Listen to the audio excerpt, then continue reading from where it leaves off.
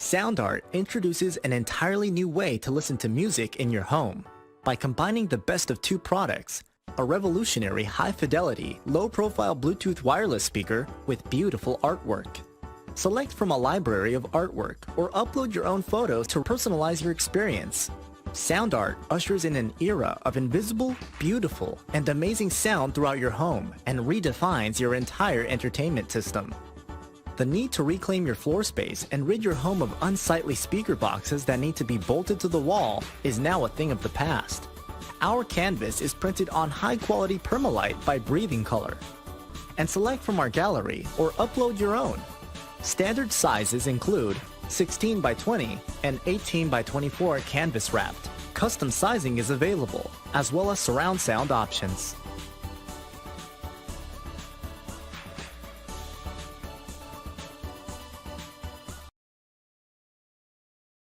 After months of quarantine, we're all interested in how we can become our best self. The team at Permanent Makeup and Cryo is here to help you get the flawless makeup look every day without the extra effort or time. When it comes to your appearance, you deserve the best care that money can buy. Sound Art introduces an entirely new way to listen to music in your home. By combining the best of two products, a revolutionary high-fidelity, low-profile Bluetooth wireless speaker with beautiful artwork. Select from a library of artwork or upload your own photos to personalize your experience.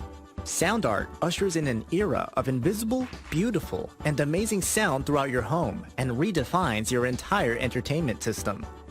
The need to reclaim your floor space and rid your home of unsightly speaker boxes that need to be bolted to the wall is now a thing of the past. Our canvas is printed on high-quality permalite by Breathing Color. And select from our gallery or upload your own. Standard sizes include 16 by 20 and 18 by 24 canvas wrapped. Custom sizing is available, as well as surround sound options.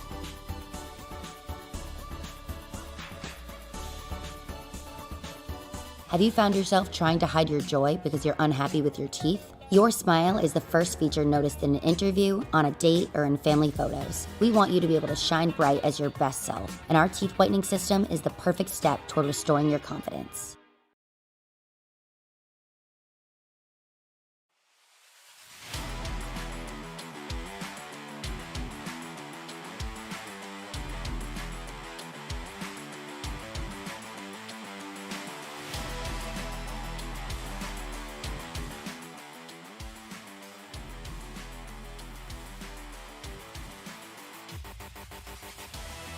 Drivers have called it the Monaco that isn't a street course, others have called it a pain in their side.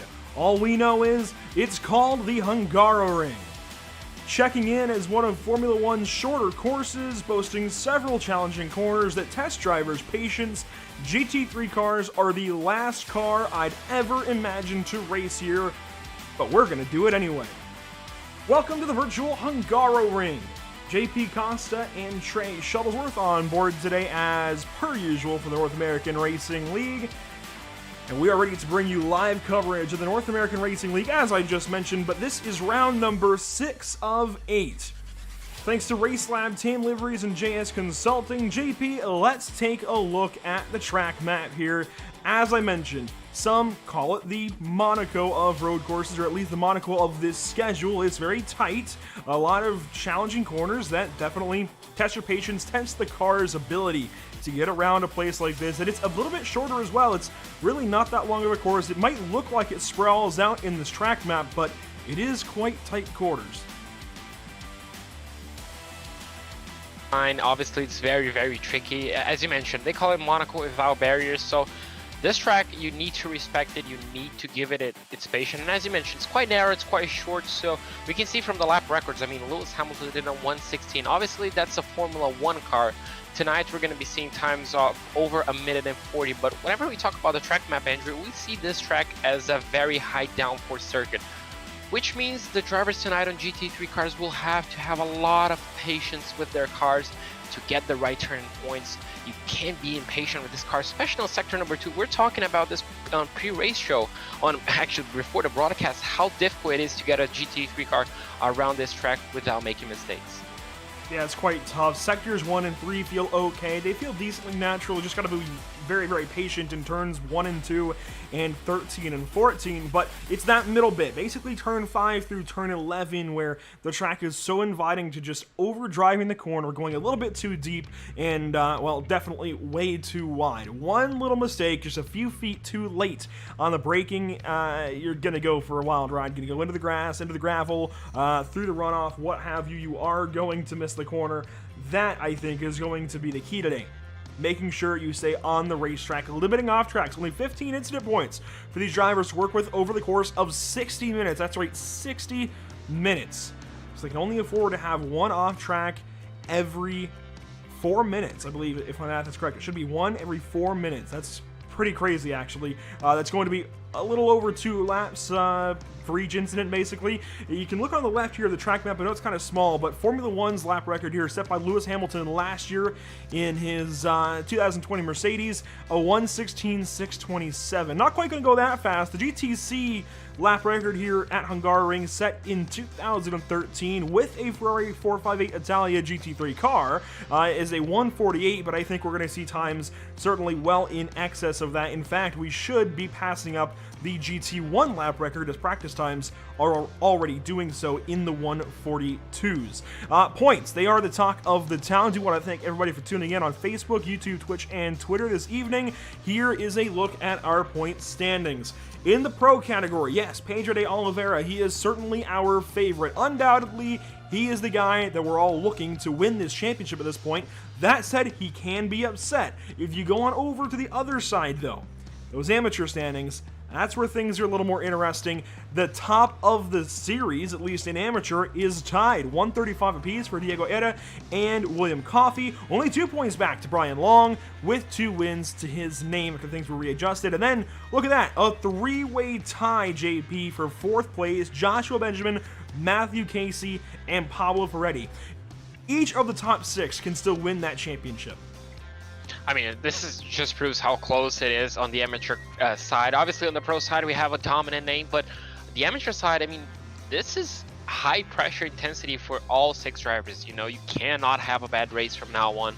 Obviously, we're round 6, so after this one, we only have 2 rounds. So if you make a mistake right now, that can cost you a championship. So these 6 drivers, they have to have perfect races. You know, they have to maintain a high quality of driving. As you mentioned, the incident points here tonight could shake up some of those standings. You cannot have a lot of incident points. So, I mean, it's all for grabs on the amateur sides. Obviously, on the pro side, we might see a little bit of shake up after tonight's race. But, I mean, I'm excited to see how this point standings on the amateur side is going to look after tonight's race.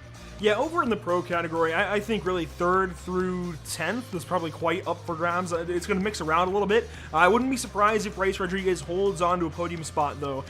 Really, I think Scott Reister is in maybe a little bit of danger still of Guillermo Caratoni, and right behind Guillermo in the point standings, that's where you see Matthew Dench, who was just up there battling for a championship a couple of weeks ago, but unfortunately, things that be, he is now dropped quite a ways through the order. Pedro de Oliveira winning another race at Silverstone last time out is certainly going to hurt everybody's chances. So, hey, we'll see how this all sorts out. Pedro de Oliveira going for 3 in a row this evening. We'll see how it all breaks down for these guys. The schedule for this season of the North American Racing League looks like this. We started things off back at Monza October 14th. Watkins Glen checked in at race number 2.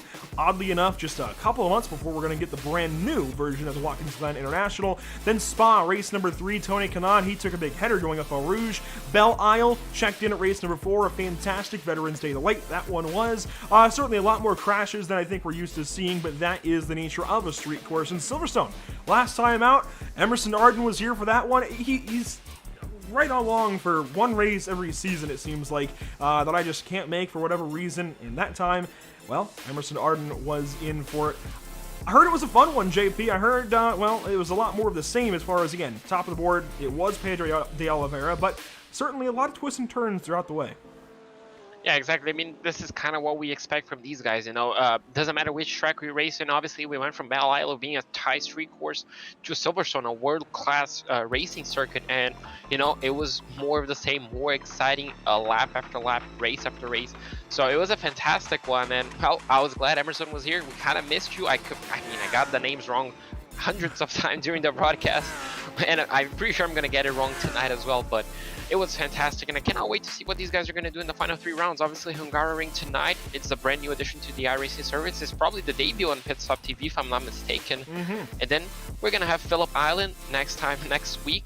That race, I mean, it's gonna be fantastic. The V8 supercars on that track is absolutely fantastic. And then we finish it off in the US of A again in Road America. I mean, I cannot wait. Only 2 weeks after this one till we're done, Andrew. I mean, we started in October, we're already in December, and unfortunately, it's coming to an end. Yeah, only 3 races to go, and again, that's why the amateur battle looks so interesting right now with so many ties throughout the top 10. There's a lot to pay attention to over there. I do like that we have 2 brand new tracks, at least to our channel, to bring to you here for races 6 and 7, the Hungaroring this evening, of course, and next week at the Phillip Island circuit. That is brand new to the channel. Have never had a broadcast there before, so I gotta go learn a whole new track and build some cameras, but hey, it is what it is. It's gonna be a lot of fun, and I'm very much looking forward to getting that place on the channel for the first time ever. Practice, as I kind of mentioned a little bit, is underway, and, well, wrapping up. Matthew Dench, no surprise, towards the top of the board, but look at that. He's in an Audi. That is going to be, I think, the talk of the day. We've got a very, very different car choice than usual, and you and I were kind of speculating as we were loading into the session what these drivers might be looking for in a car. It's pretty clear. The Audi base is what they want. There's a lot of Audis, a lot of Lamborghinis in this field, and even Pedro de Oliveira is switching over to a full-time esports Lamborghini. That I did not see coming, so a lot of Lamborghinis in the field. There's Osmar Camargo, another one of the full-time esports drivers, Jackson Rosende. He's also in a Lamborghini. So the Lamborghini, clearly the car of choice. Audis along with it, they're so similar, they may as well be the same. Exactly, they share the same chassis. Obviously, they're both under the VW group of racing cars, so they're probably going to drive very similarly. Obviously, they do each one of them have their own, I guess, tweaks, or I mean, they're a bit different on their shape, but obviously they're probably going to drive essentially the same. As you mentioned, we do have the other cars. We do have BMWs on the field. We do have Porsches on the field, which, as you mentioned, Andrew, we kind of expected to see more Porsches around this racetrack, but surprisingly, not a lot of them. And obviously the BMW, we do have, pretty sure, another McLaren on the field. I'm not quite certain. But, I mean, this time it's dominated by the Germans. Yeah, Pablo Ferretti is still in a McLaren. Good to see him going for that car choice, but certainly overwhelmingly Audi and Lamborghini. So the same car base, just a matter of what you want under the hood, and for the body, I think, is the car choice there. I'm very, very intrigued by it. I can understand wanting to go for a more aggressive car. You know, if we bring up the track map again, take a look at this place. This is a track that will demand a more corner attacking car, if you will, more aggressive car. I think Red Bull's, you know what? I've never watched a Hungaroring race, but you can kind of test my ability here to predict what car would be good. I know the Mercedes has the record, but I'd imagine over a race, the Red Bull is probably pretty darn good. That high rate car probably works nicely here. Yeah, exactly. This year we kind of got robbed by it on lap 1. Obviously, Valtteri Bottas made the incident, but you know, it's a track that this year was dominated by the Mercedes as well. Kind of a surprise to everybody, but you know, as you mentioned, it's a track that it shares both the consistency of the Mercedes and the Red Bull car, and as you mentioned, it's a high downforce track. It's similar to Monaco. You know, you cannot run less aero, even though you have quite a big straight between turn 14 and turn 1. You know, you really need a lot of downforce on that second and third sector to keep the car with a high speed throughout the corner, a high average speed. And well, I guess the best cars to do that are the Audis and Lamborghinis. That's why we're seeing them dominating the view. Essentially, we're gonna see a very German grid here tonight at the Hungaroring, and as you can see, Bryce Rodriguez, we just saw another Audi, so kind of get used to it. It's gonna make our jobs quite difficult, isn't it? And to kind of different, guess, kind of choosing the names apart, the teams, but it's gonna be fun. Does this maybe give Bryce an edge? He's used to running this Lamborghini, runs it all the time. This could be a race where maybe he shines. He's got a little more experience than a lot of these guys in the Lamborghini, might be a little more used to its tendencies. I wouldn't be surprised if Bryce Rodriguez goes up there and finally captures a win. I wouldn't be surprised either. You know, that's a really good point that I just thought about it. Those guys that have been running the Audi, that have been running the Lamborghini, even though their cars are not the quickest overall in the race, on the track, those guys have an advantage. They know how the car will react. They know how the car will drive because they have been doing it for a longer time. Obviously, some drivers like Pedro de Oliveira, they haven't been running the Lamborghini that often. Even Matthew Dench, we kind of see him running the McLaren for the past few rounds. Now he jumped into the Audi, so kind of a big learning curve. Obviously, new circuit and new car could prove costly for some of these guys. I would expect this guy right here to still be really good. Scott Kimbrough might even be better than usual. He's used to running the Audi, so he's right in the same ballpark as Bryce Rodriguez this week. I think look for the 299 and the 211 to potentially be a couple of the best drivers in the field. Now, one of the top runners that is sticking with his usual car choice is actually Scott Reister in the number 242, still in a BMW. Kind of surprised by that for the Tan Liveries machine, but hey, Scott Reister sticking to his guns, wants to stay in that stable BMW. I understand it. It's just going to be a lot more tough to get around corners like that. Turn 4, very tough in these front engine cars. It's so tough as well to gauge when you need to brake and when you need to turn in. You get so used to seeing this place with high downforce cars that can really challenge the braking zones. These GT3 cars, they cannot do that. So this corner especially as well, turn 8, very tough to gauge. Yeah, exactly. The second sector, as we mentioned, once you make a mistake, especially on not that high of a downforce car, you kind of just carry your mistake throughout the sector. Scott Reister made it pretty looks like pretty planted, and that's the thing you're aiming for. Obviously, you want to be as smooth as possible. As now we're looking Camargo on his Lamborghini. Now we switch to Bryce Rodriguez on his Lamborghini. It looks like he's finishing the lap. That might be turn 13, yes. So he's entering turn 14. We're going to see the first benchmark time. No, Kevin Sandiego does that, a 1:43.9. Now, can Bryce Rodriguez match that or even beat it? And Matthew Dench goes quicker, nearly 0.6 of a second. Bryce goes second, nearly almost a 10th out. And what do you know? Matthew Dench, he's up there. I think that's also to be expected, but Bryce Rodriguez and Scott Kimbrough, they check in second and third currently. Resende goes to fourth, Reister fifth, DeVries in sixth.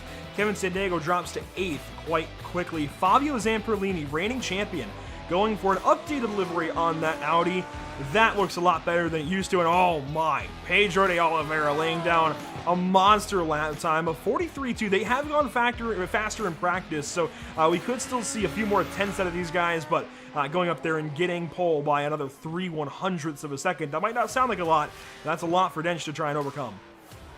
Exactly. That's, whenever you get a nice lap, even finding 300ths of a second, it's going to be a long time, a long shot.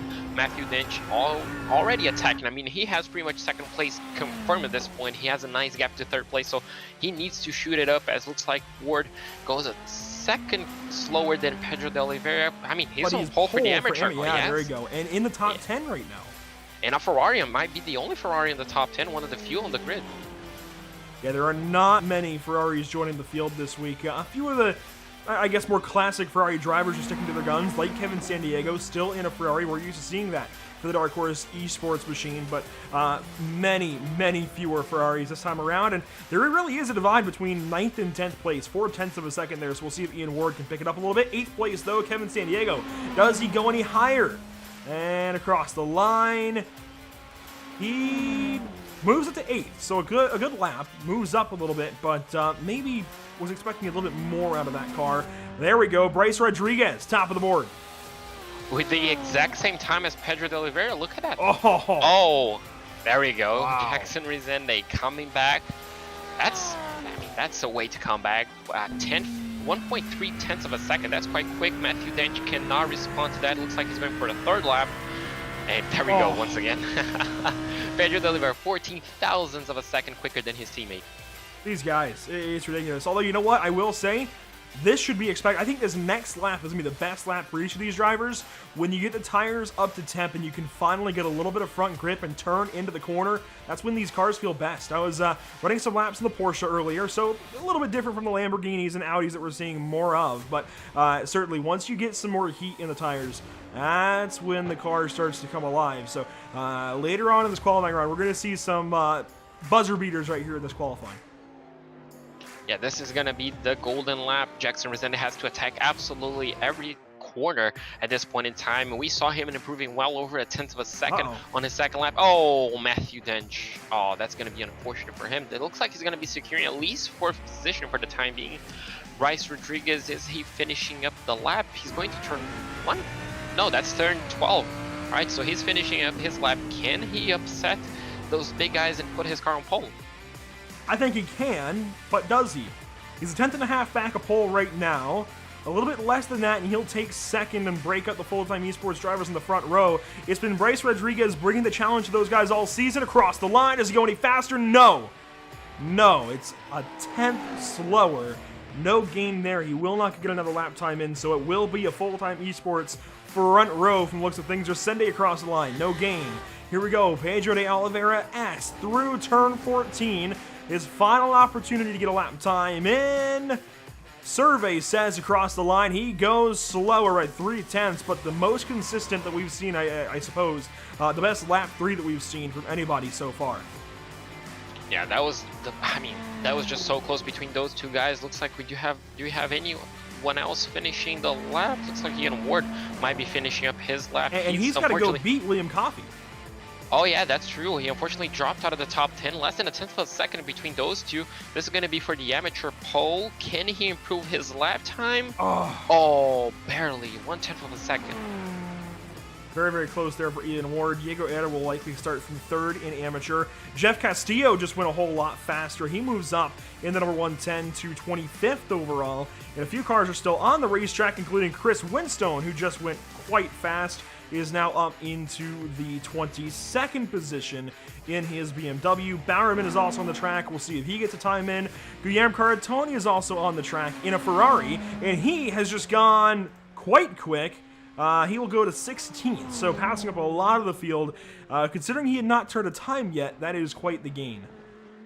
Exactly, for a one-lap shootout, that might be a great lap, especially under pressure from the final few minutes. Now we're taking a look at the 102 of Bowerman. He's navigating the second sector, and you can see just how difficult it is to get a GT3 to turn in. Looks like that might be a lap invalidated. Yeah. So yeah, once you get 4 tires in the turf there, that's your lap done. Yeah, and that's going to be a point to look out for, because you cannot really afford too many instance points, as we mentioned, right, Andrew? This is going to get interesting by the end of the race. Yeah, again, 1 incident for every 4 minutes. You only get 15 for the entire race, so you got to be very, very careful in this one. And you can still go beyond that a little bit. If you do hit 15, you just get a penalty, and you have to come down to the pit lane and serve that. It's a pass-through, and if you take any pit service, it compounds, it adds 40 seconds to your stop and go, but yeah, you don't want to have to risk that. That is an extra trip down the pit lane, and in a race where we're going 60 minutes, and we're limiting fuel to 35% to force a second pit stop, you do not want to have to make a 3rd trip down the pit lane. That will just about take you out of contention. Last car rolling, it looks like, is going to be Kenneth Michael across the line. I don't think he picks up anything. He will stay in the 30th position, and qualifying will come to a close. Want to remind you all that this series is always brought to you by TAM Livery, JS Consulting, and, of course, Race Lab, bringing you some fantastic products. Let's tell you a little bit about those, actually. Of course, Race Lab helps you to improve your driving skills. With modern overlays, race statistics, and native VR integration, you can get the best out of iRacing. Start using it now for free at racelab.app. TAM Liveries offers custom packages for some of the best livery designs in iRacing. Used by pros and amateurs alike, you will definitely look good on track. And if you want to look good as a league, hit up JS Consulting, providing custom website and app development, including iRacing League website design and hosting.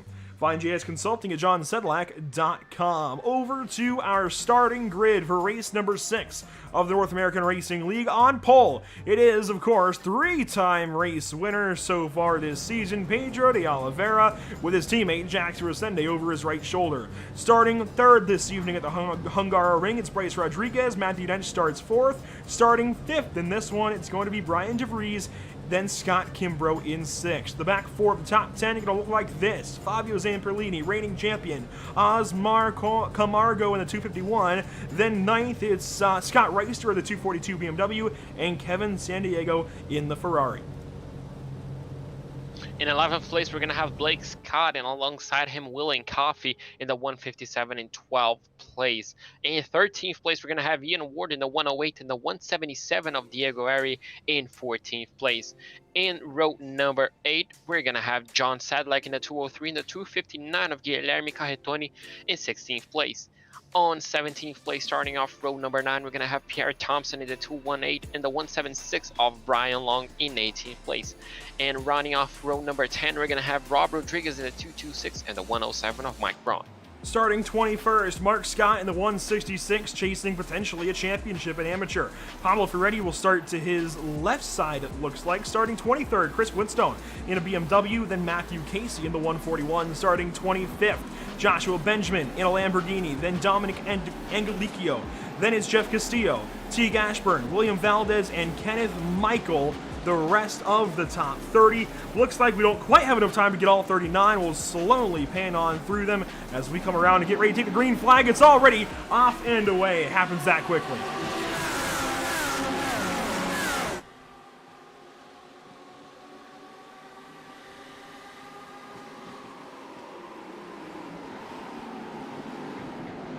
Already a challenge up front through turn 1.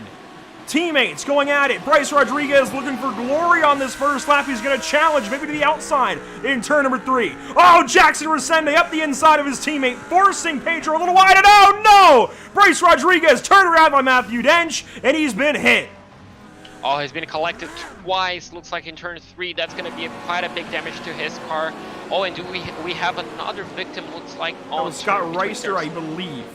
Oh, so we do have 2 cars already with damage by the end of the lap. Not even the end, the start of lap 1. Unfortunately for him, the lead remains unchanged. Pedro de Oliveira from Jackson Resende and Matthew Dench. That was Scott Reister. More trouble further back. Teague Ashburn, Billy Bowerman, Lupe Gonzalez, and Clarence Rosa. So we do have a few victims on the first few laps. Oh, that's Kevin San Diego turned around. Blake, oh my goodness. Blake Scott, what is happening, guys? Oh my. If ever there was a need for a full course yellow, here it is. Mike Braun is in that mess. Oh, they're still crashing. What do you can't pull away.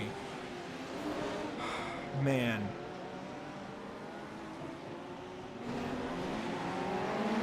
Looks like we do have a full-time esports Ferrari with big damage. That was Guillermo Caratoni. Oh. Yeah, so unfortunately for him, that car might be done for the night. I'm not pretty sure how much damage he's going to have. But the lead, I mean, the top 3, the top 5 might remain unchanged. The top 3 does remain unchanged, but further back, they're still crashing. Even more carnage. The 114, that's Jose Antonio Ramos, Brian Long around as well.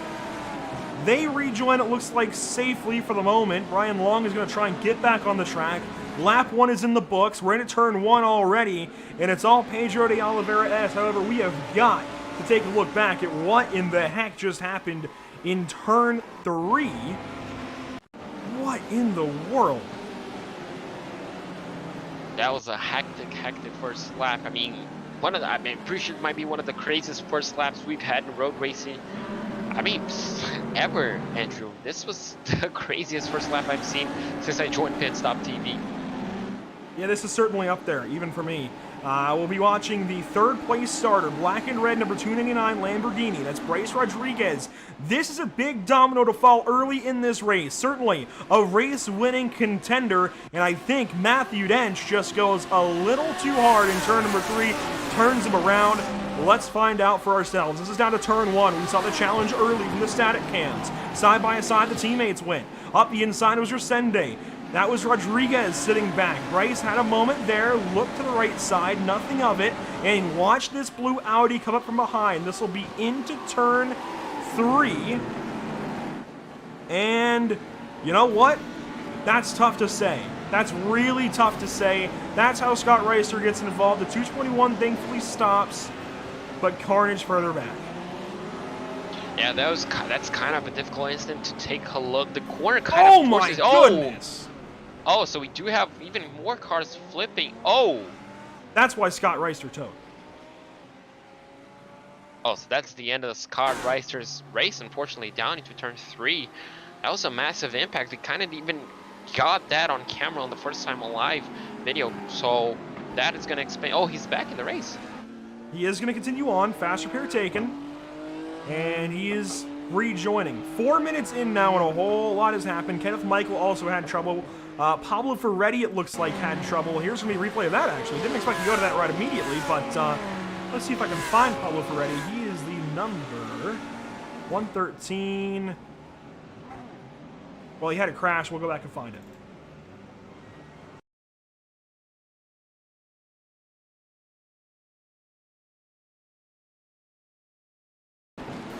So this is the lap 1 stuff. This might have been what it was citing, but there was another issue afterwards. Here's a good look at things for Pablo Ferretti as he comes into things. And I mean, they're just all stacking up, crashing. Mark Scott was in that. Oh my goodness. Yeah, that was just a cascade effect that he's just trying to stop to avoid the incident. Unfortunately, those guys behind him, not enough time to react to him stopping. Obviously, I mean, those guys were unfortunately parked on the racing line. So unfortunately for him, he kind of really avoided the incident as a whole, but unfortunately got collected from behind. In all of this mess, new fastest lap, Kevin San Diego goes to the top of the board. It didn't quite trigger on our screen, that's interesting, but that is the new fastest lap so far, and it looks like Joshua Benjamin may be a little bit slow here.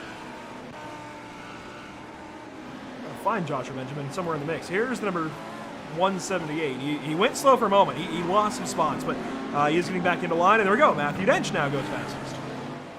So Matthew Dench in 3rd place, trying to chase down Jackson Resende. He's definitely closer to Jackson than Jackson is from Pedro de Oliveira. So he might see a move from the Audi. Obviously, turn 1, kind of, Andrew, don't you think turn 1 invites kind of a big lunge? Turn 3 also, the turn 2 also does actually.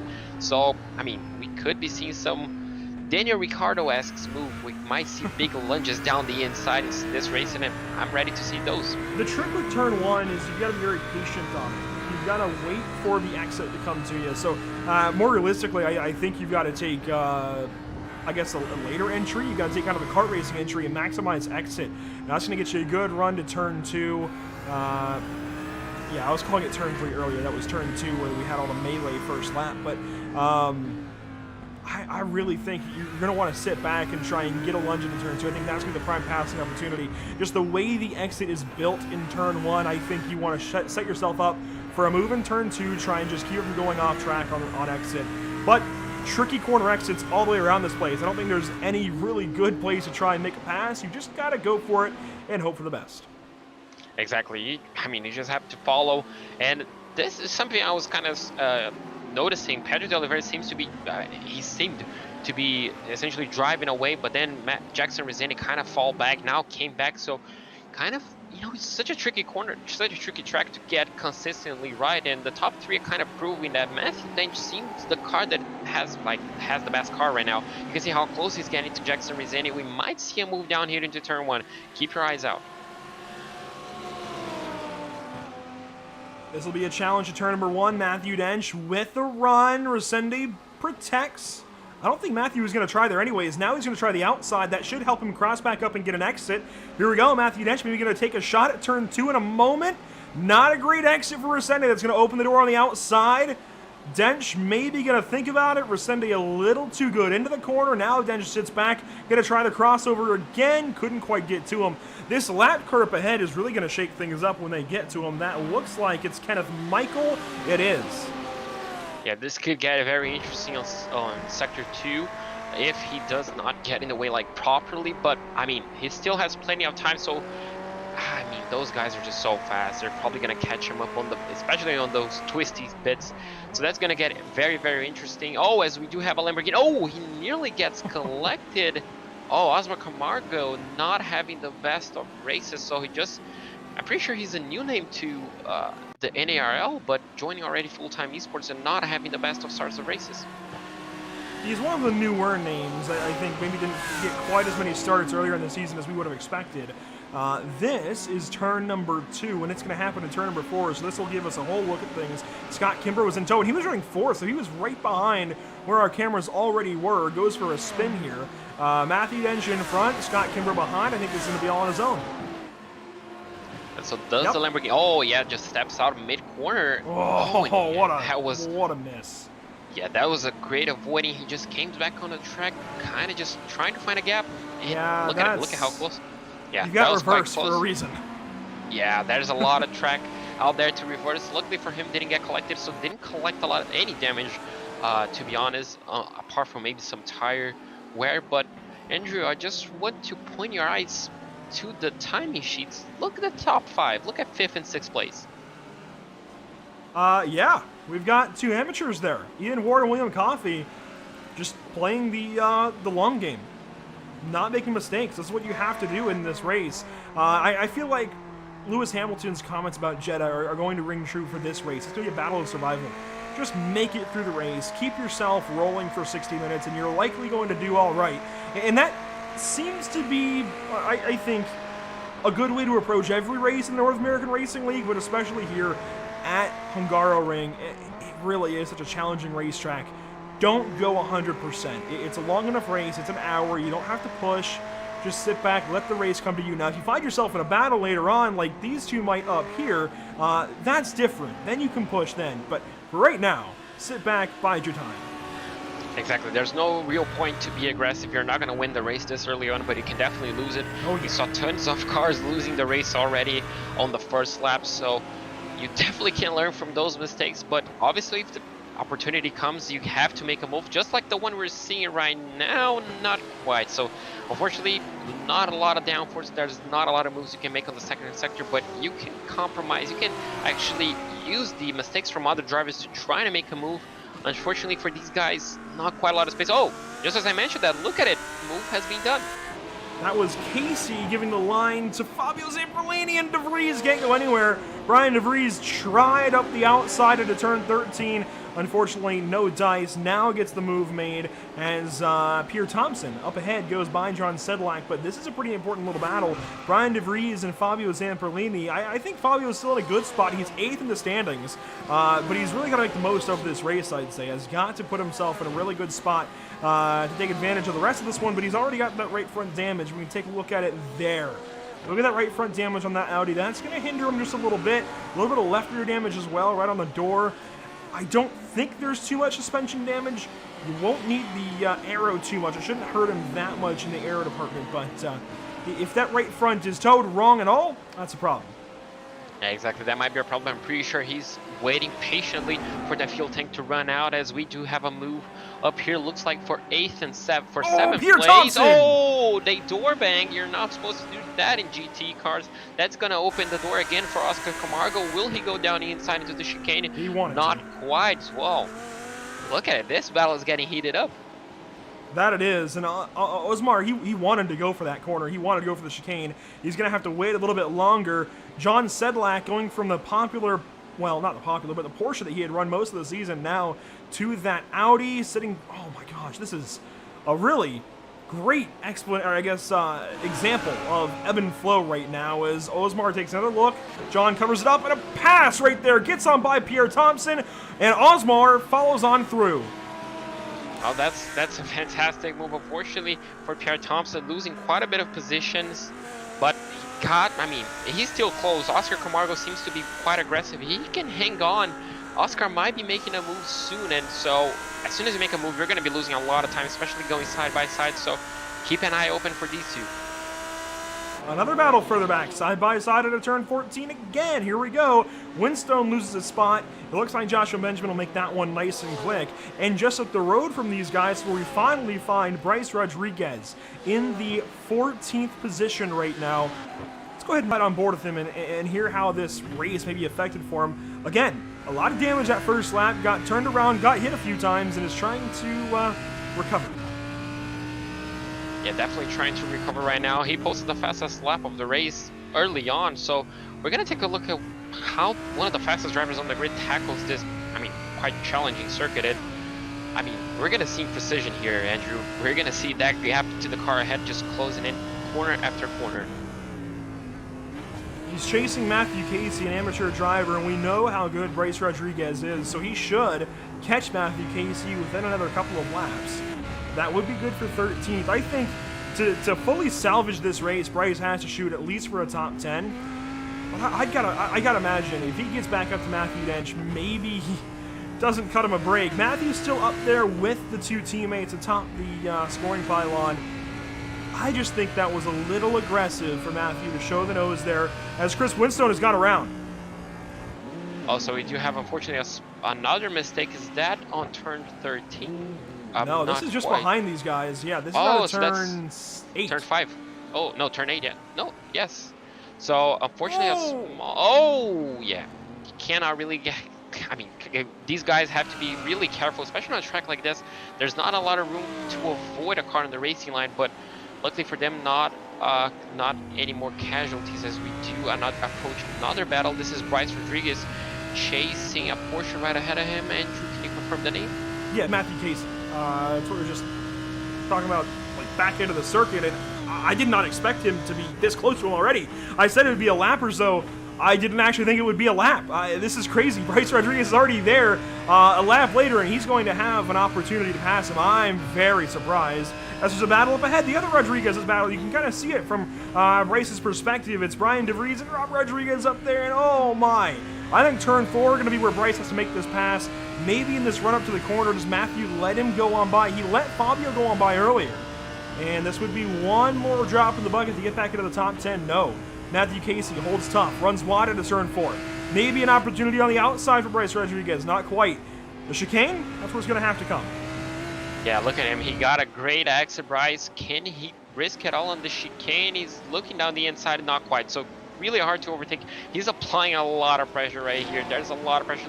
Can he look down? He's turning not quite. So, I mean, he's just lining up. As you can see, the Lamborghini just taking wider lines, wider entries to get a better exit. This is just gonna come.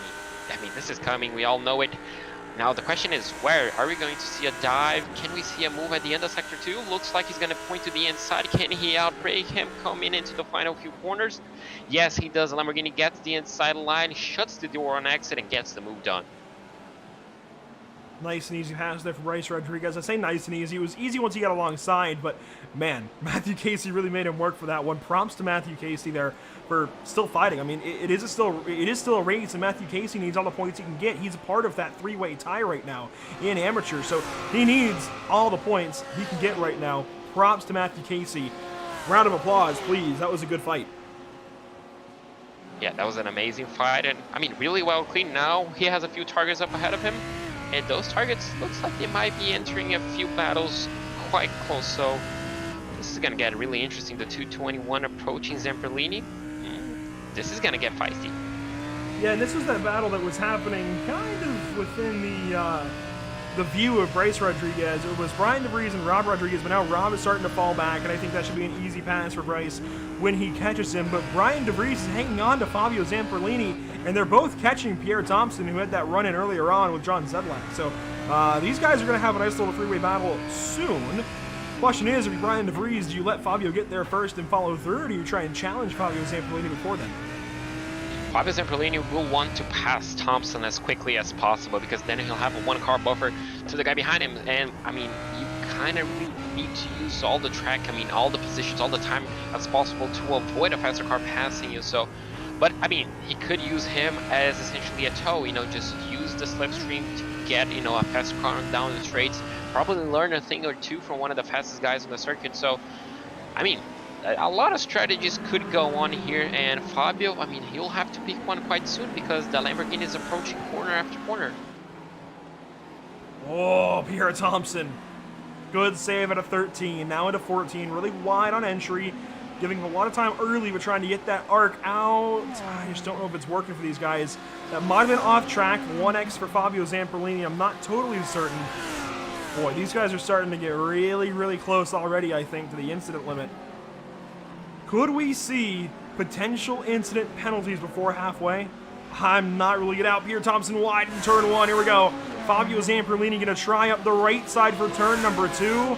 It's the outside for the corner. Pierre Thompson with the better line. DeVries closes in. And Thompson's going to hold on. Yeah, he's just, those GT3 cars, they don't have enough downforce to hold it around the outside, and that's going to be the best defense mechanism for Pierre Thompson. He's going to hold out Fabio Zamperlini for at least a few more corners. That was an amazing defense. That was great. He just pushed Fabio Zamperlini out from the outside lane, and just absolutely nothing that Fabio could do. So now he keeps that 9th place, at least for the time being, but I mean, that Audi is going to get impatient soon. We might be seeing a move being done quite soon. Look at it. The Audi is already pointing to the inside. Fabio Zamperlini is going to be going down the inside. Can he make it stick? He's going to be forced down the outside. He's still sticking in there. He kind of has the nose of the car, but the Lamborghini Pierre Thompson kind of closes the door. Now we do have a 3-car battle. Oh boy, this is getting exciting. Yeah, it is. This will be a prime opportunity, I think, for Fabio to try and move. No, he's too far back into 12. He'll have to wait, it looks like, to turn 1 potentially. You're going to have to set these corners up as best as he can. He was better in 14 last time. He tries it at 13. Wow, bold right there for Fabio Zamperlini. He's got the line. Thompson wide. That might be it. No. Pierre Thompson, a better line, and DeVries is going to pit right at the 20-minute mark for Brian DeVries. He comes down the pit lane. This battle will continue. Brian DeVries definitely going for the undercut. He saw that those guys ahead of him were going to slow. Yeah, he was going to slow now. So now that's going to be a big undercut if he can make that work. Fabio Zamperlini looking down the inside. Can he make that big dive bomb work? He kind of gets the nose in there, forces Pierre Thompson wide. Pierre absolutely nowhere near the apex, and that's moved on for Fabio Zamperlini. That's how the reigning champion does it, with the damage car down into turn 1, and now he's going to be trying to pull away to chase John Sadler. Yeah, and that was a case of Fabio Zamperlini saying, hey, I caught you for a reason. I'm faster than you right now. Let me go. Finally got that pass made. That's just Fabio Zamperlini being aggressive, knowing he needed to get that pass. We had a quick look at Brian DeVries there in the pit lane. He is now rolling out of the pits. Here he goes. He'll rejoin the course. 41.8 in the lane, 14.03 in the box. Another car in the pit lane, Diego Eda, the points leader in amateur. Tied, though, top of the points. He is 26th now, 27th in the race. James Rodriguez, I thought was in the pits. Maybe it was somebody else. It was Sean Patterson, actually, in the pit lane. But I think Rod Hamas is in a nice little battle. Yeah, those guys are in a nice little battle. Ferrari versus BMW. It looks like the two underdog cars on this track. Not something you kind of expected to talk about, the Ferrari being the underdog car this season, being so dominant in some of the races, but that's going to be it. It looks like Brian DeVries is going to be rejoining 21st place. He had a 14.03 pit stop time, so that's going to be a time that I'm pretty sure those top drivers are going to be trying to chase. And I mean, Andrew, we talk this week in, week out. Jackson Resende tends to underfuel the car. Will he do it on the first or second stop tonight? That's a great question. Pit lane is going to open up a little more. That's what I'll have to think about. I think, man, I'd want to say bide your time behind your teammate, but nothing is ever guaranteed. Almost want to take that lead a little bit earlier if we can. Here's Pierre Thompson in the box. Dominic Angelicchio is going to keep going. Osmar Camargo, I always mess that name up for some reason. He's in. Bryce Rodriguez is in, so we'll see where Bryce sorts out. These drivers should be aiming for a 14-second pit box time, so Bryce should be exiting quite shortly. He does get a 15.8, so not as quick as some other drivers. Obviously, the tank was drier. But he's in front of Pierre Thompson already. Oh, yeah, so Pierre Thompson, remember, he had a small mistake on pit entry. He had to essentially brake, stop the car, move a bit forward to get to the jackman, so that might have cost him a position. So Guillermo Caritonia as well, joining the pits only at 1.3 second. That might be a mistake. He still has a damaged car. Joshua Benjamin, though. Caritonia, he did not pit recently. He was just kind of folding into the mix there. Joshua Benjamin back on the course. He takes a 14.37. Valdez a 15.4. Mike Braun did just pit, but it's only showing 1.1 seconds. I'm not sure the reasoning there. The pit lane time looks correct. The pit box time, not so much. Matthew Dench in the lead. Whoa. What? Yes. I see. Those Pit two stops. Okay. Yeah, those two are pit stops. I saw that time. I thought, wait, did the teammates collide? But both of them coming into the pits at the exact same time. So we do have the benchmark of 14 seconds. We're going to see if each one of them is going to underfuel the car. Jackson Resende might be aiming for track position if he underfuels. Looks like the rest of the field essentially is joining the pit lane. Fabio Zamperlini as well. Pedro de Oliveira goes for 15.5. Jackson Resende 15.4. So essentially the same. Matthew Dench was fuel saving then, so could get interesting by the end. That was not Matthew Dench. Oh yeah, no, Matthew Dench. So he's fuel saving to go an extra lap. That could be interesting by the end of the race on the second stop. I wonder if it's really saving though. I mean, these cars should be able to go at least to this point in the run. That's a good question, actually. I wish we could interview these guys mid-race. That's a really good question. I don't know that he's having to fuel save much right now. DeVries, I'd imagine, he took less fuel. He was in the pit lane for less time. And he was in the top 10. Now he sorts out into 9th for the moment. He, it seems, has saved some fuel. Oh, Fabio Zamperlini has taken a lot of repairs. He's still getting repairs. I don't know if I like that move for Fabio. He was in a great points position, 8th. Still was, I think, eligible for a lot of good things in this championship. This is really going to hurt his day. 23rd, might get passed up again. 24th, maybe, if Winstone goes on by. And there goes Winstone. I don't like that at all for Fabio. Yeah, that may have been a bad strategy call, as now Matthew Dench comes into the pit lane. That tank might be just running on sipping, might just be sipping fuel at this point. But yeah, Fabio Zamperlini, questionable strategy, came back on 23rd place right now. He's just gonna have to activate qualifying mode for the time being. 35 laps, just push on. You don't have a lot to lose at this point in time, so I might as well go for it. Now we're gonna be seeing how long Matthew Dench stays on the pit lane and where he comes out in relation to Pedro de Oliveira and Jackson Rezende. He comes out of the pits. Will he come out 3rd? Looks like Pedro de Oliveira passes him. Does he? Yes. And Jackson Rezende as well. So he still rejoins in 3rd place, albeit, yeah, just close. Look at it. So the pit timer here for Matthew Dench, 16.1. So a little bit more fuel there. I wonder. Yeah, but he stayed 1 extra lap from these guys, so I mean, shouldn't be that much of a difference. The fuel needed shouldn't. Yeah, the fuel needed shouldn't change. But he still needed the same amount of fuel at the end. If anything, Matthew Dench should have had a shorter stop, right? He's saving to get himself in the clear of a lap. He should take more, or take less rather. So interesting that he's taking a little more, and I wonder. I wonder if the starting fuel, no, it must be a limit. It wouldn't be a starting fuel that was changed. So it's a limit of 35%. I don't think there's a whole lot of room. So he might have gone just a little bit longer and fueled up still to max. I think that's probably how that went. It's still fueled up to max percentage. So he did take more fuel, but he's going to have a range without saving of 1 lap longer, saving 2 laps longer, we would imagine. It's not going to get him quite to the end of the race, but darn close. Yeah, if he fueled to the max right now and keeps on saving during this second stint, that could, you know, save him maybe 2 laps of fuel by the end of the race, by the final pit stop, which I mean could pay off a second. That's the gap that he has to the leader right now. So it could be interesting. Could be a long-term strategy for Matthew Dench. We saw him doing this plenty of time this and past season. So we got to keep an eye out for him. Obviously, now Pedro de Oliveira and Jackson Rezende, I mean, they just have to attack. They essentially have to make sure that Matthew needs to push to essentially keep them behind. I mean, drive them away. Let him go on by and not let him save more. That could be an also strategy. We kind of see that in GT3 racing. If Jackson Rezende does want to underfuel, he could let Matthew Dench go by. Yeah, I think it could be a reasonable option, at least for Fabio, to let Matthew go on by. And Matthew Dench has to win this race, realistically. And if you look at the points, so we could bring those back up, actually. He has got to win this race because he's not even pictured in the top 10 right now. He's got to win this race. He's got to win out to even have a chance to go for a top 5, the way things stand. Rezende and San Diego, they come into this race tied.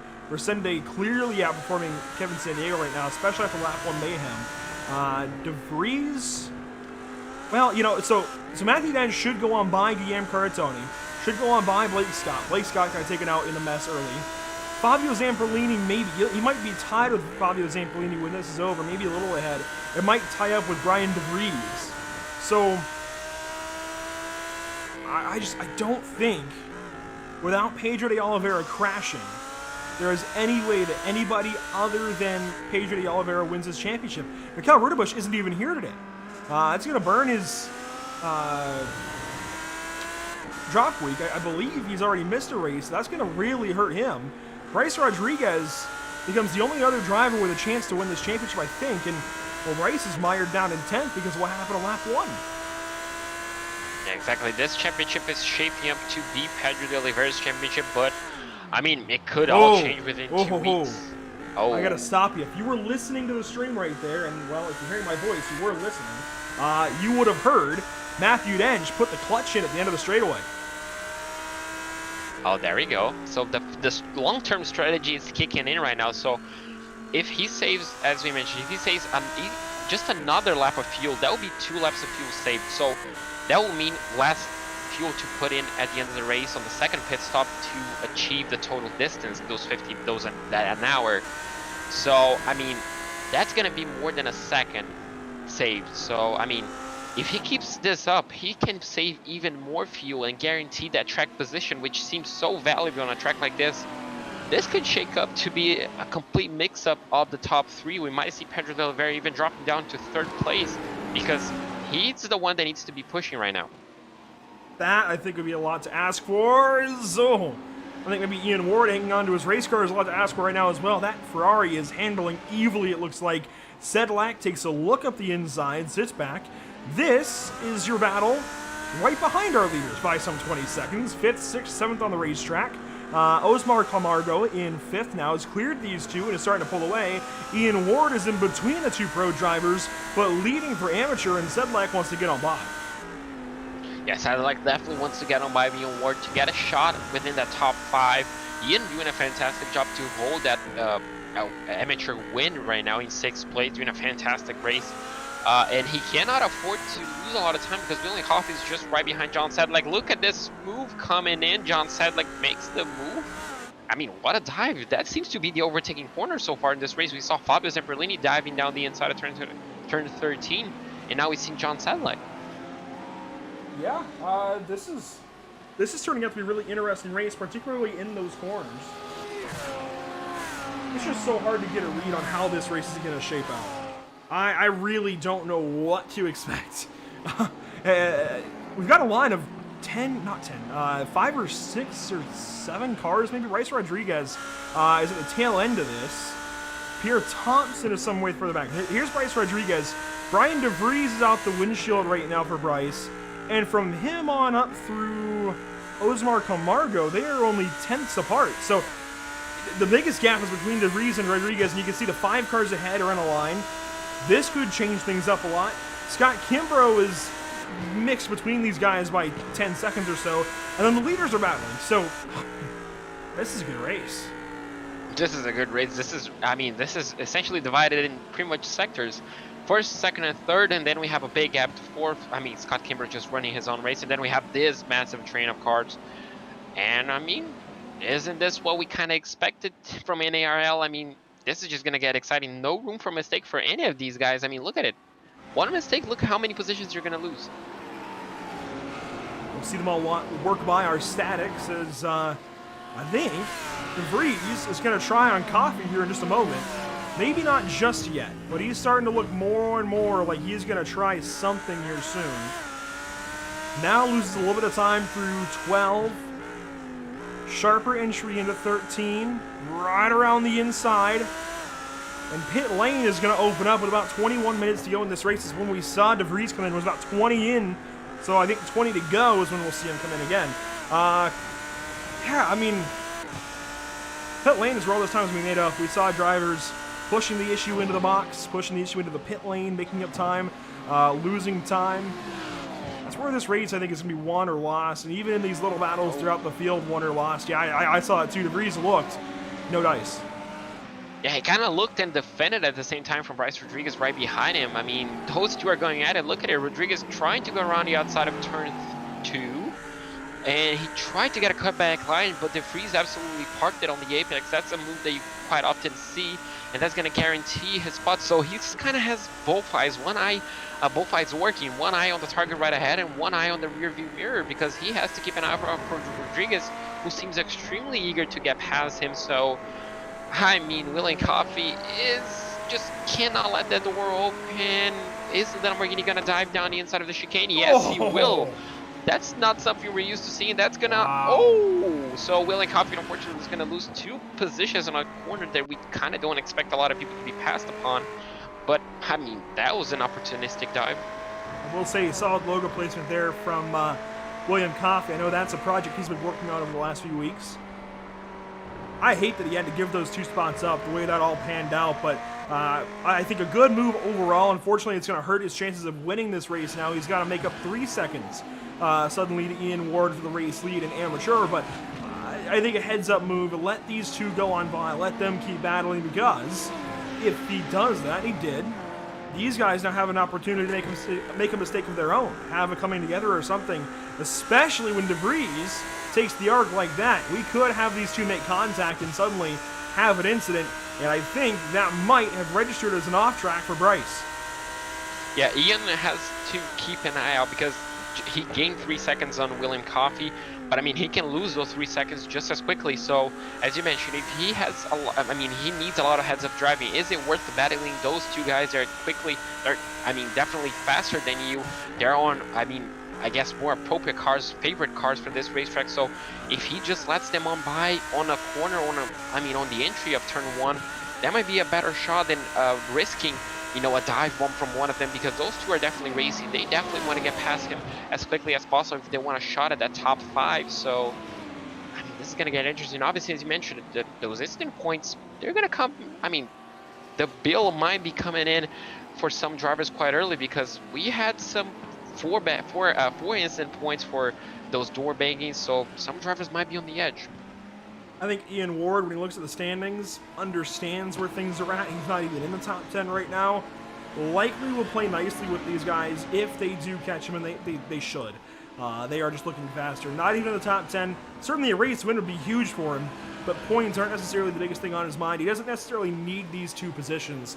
Will likely play nice and then try and hold on for the draft and hang on and make a few tenths up on William Coffey, and since that pass was made, there we go, lets these two go on by in turn 13, so easy pickings there. Ian Ward lets them go on by. He's going to have a chance to keep this gap about 3 seconds back to William Coffey.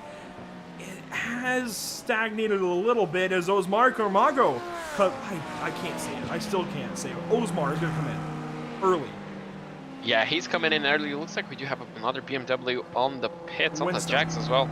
Oh, Winston is on the pits, but he's going to be the first one to open the second stop, so... He's going to have to save 2 laps. Yeah, 23 minutes still on the clock. Oh, that's a drive-through. Yeah, that's a drive-through. So the first driver to fall victim of those instant points, the driver who's running the top 5, he kind of made a comeback race back into the top 5, and that work is definitely gone.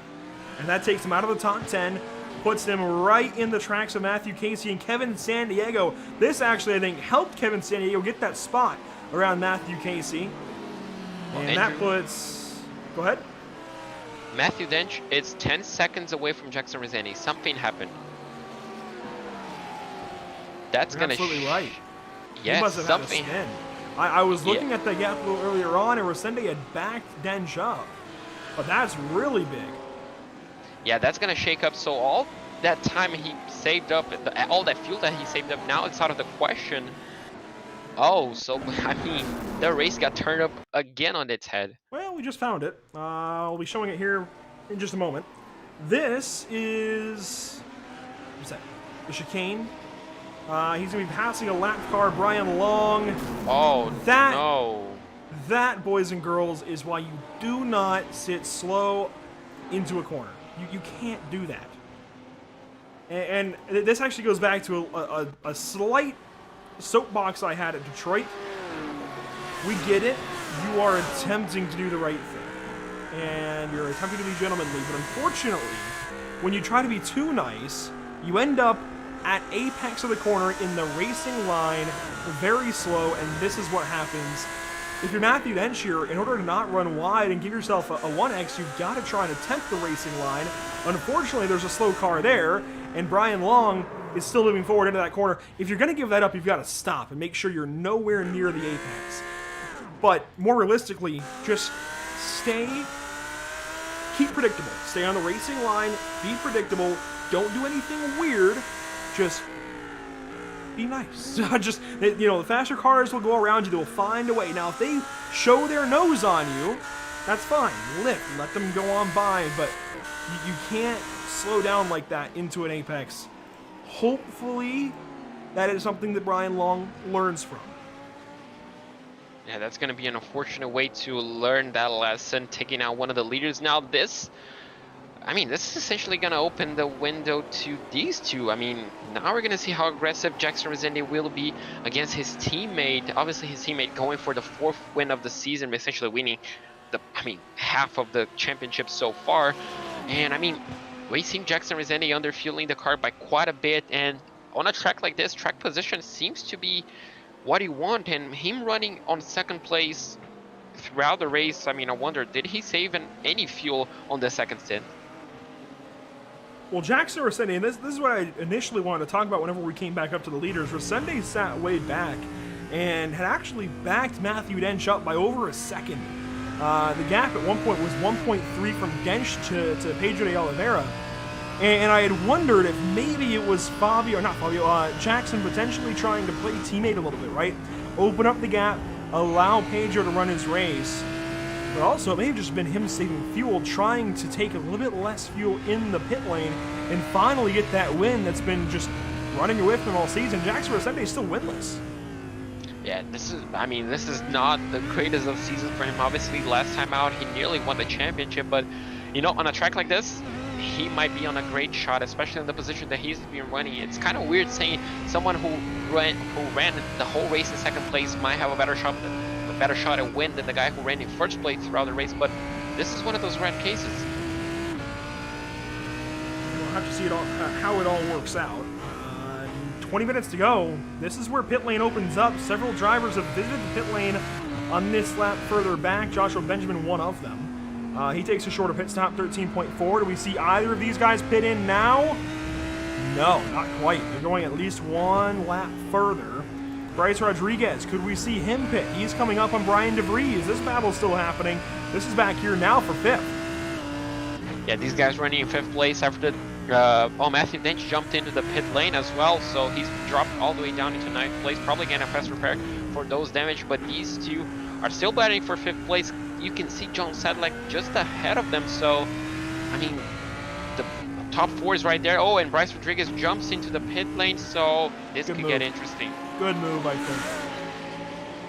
Ooh, that was pushing. Yeah, that was pit entry. That was awfully close. I thought maybe we were going to have our first pit lane crash. But he's going to get it. I like this move from Bryce Rodriguez. Get in, get this taken care of, get back out there as quickly as possible, and you're going to have the option into turn 1 now to fight somebody who comes out right in front of you. In this case, it'll be Brian DeVries, depending how these pit lane times go. Into the box. Let's see how it goes. So now we're going to take a look at what should be the benchmark for the fuel. Keep an eye out for the second number on your screen. Should be around 14-15 seconds. Bryce is stationary for 13.6. So maybe a bit of underfueling going on to guarantee he comes out ahead of the freeze. Yeah, I think you've got to. And he saved earlier, recall. Sorry, that was Matthew Dench. But I still think there was an opportunity for Joshua. Or not, gosh, names. I think there was still an opportunity for Bryce to save a little bit throughout the course of this race and use the draft, especially sitting behind Brian DeVries there. Save a little bit coming in. Sean Patterson is in. Diego Eda, we saw him.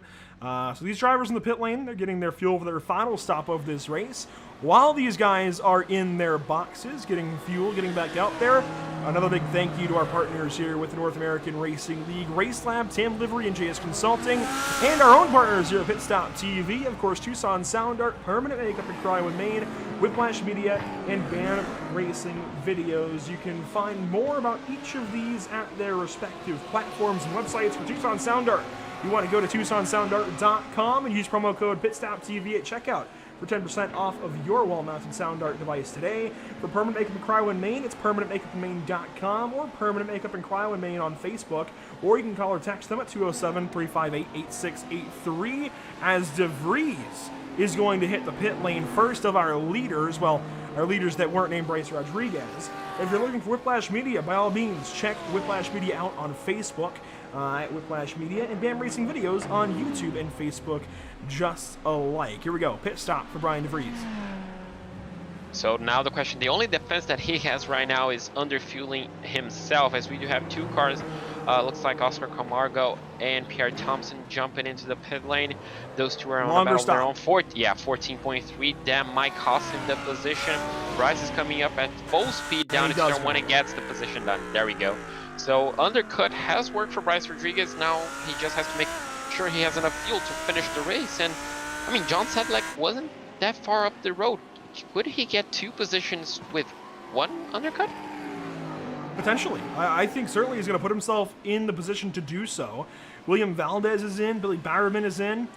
Pierre Thompson, Robert Rodriguez, they pull out of their box. Bryce Rodriguez is going to be 5th when this all sorts out, if not 4th. I don't know that he catches Kimbrough in this race, but you know what? Earlier on, I said even a top 10 is got to be considered a good day for him. A top 5 would be darn near a win after lap 1. I still have to think that was all chance he had at a championship that went out the door lap 1. And it's such a trivial incident as well. He opened the door the slightest bit in turn 2, a little bit wide, and then tried to arc down at exit. But sorry, I'm blanking on a name. Matthew Bench. Well, he was involved. There's a different name. Oh my gosh. Why can't I figure out his name right now? The one that collected him after the spin? Negative. It's oh my gosh. It's a race car driver by the name of Probst, and I can't remember his first name. Find it, I promise. This is very important because it comes down to Randy Pobst. Thank you. There we go. Randy Pobst always talks about the vertex of danger. The vortex of danger, rather. The vortex of danger. It's that little bit of a blind spot space. If you've ever driven a car, you know there's a blind spot in your marriage. You can't see everything, right? That vortex of danger is essentially that same space. And when, as a race car driver, you choose to enter that, you're basically taking things at your own risk, right? That driver that you're trying to pass may not see you because their eyes are on the apex of the corner. And that's where it gets so trivial as, here we go, our full-time esports friends are finally in the box, well, in the pit lane anyways. Pedro de Oliveira S and Jackson Rosende, this is where this race is made or lost for each of these drivers. You've got to make sure to get as little fuel in your car while also taking as much fuel in your car as you need. But again, Randy Pobst always talks about the vortex of danger in that blind spot, especially when a driver is looking at the apex of a corner. That's why I think that was just a little too early, far too early for Matthew Dench to occupy that space. But by all means, if you guys are out there watching and you saw what happened on lap 1, I'd love to see your opinions in the YouTube chat, Facebook chat, and everything else. So definitely let us know what you think. I think, again, that's just too early. That one's definitely too early. Oh! 9-7 for Pedro. Is that too early as well to come out of the pits? That's going to be track position. That's going to be maintaining track position. He has, in my opinion, that was the best defense because if you think about it, there's not really an overtaking spot on the second sector. So if you have a spot that you want to save fuel, that might be it. You know, that's where you want to save a lot of fuel. So it could be the right strategy, but I mean, that's going to be risking on fuel at the end of the race. Here's Sedlak. He exits the pit lane. Where is Bryce Rodriguez? He is closing quickly. He's those headlights in the distance. Those headlights coming up behind John Sedlak are Bryce Rodriguez.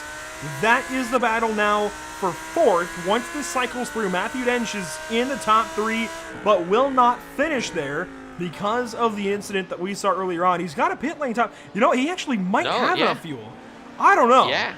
I highly doubt that he got enough fuel in just 8.6 seconds. I know Pedro's 9.7 might open it up to the realm of possibility, but after what went on there with the crash and everything else, I don't think Matthew Dench stays where he is.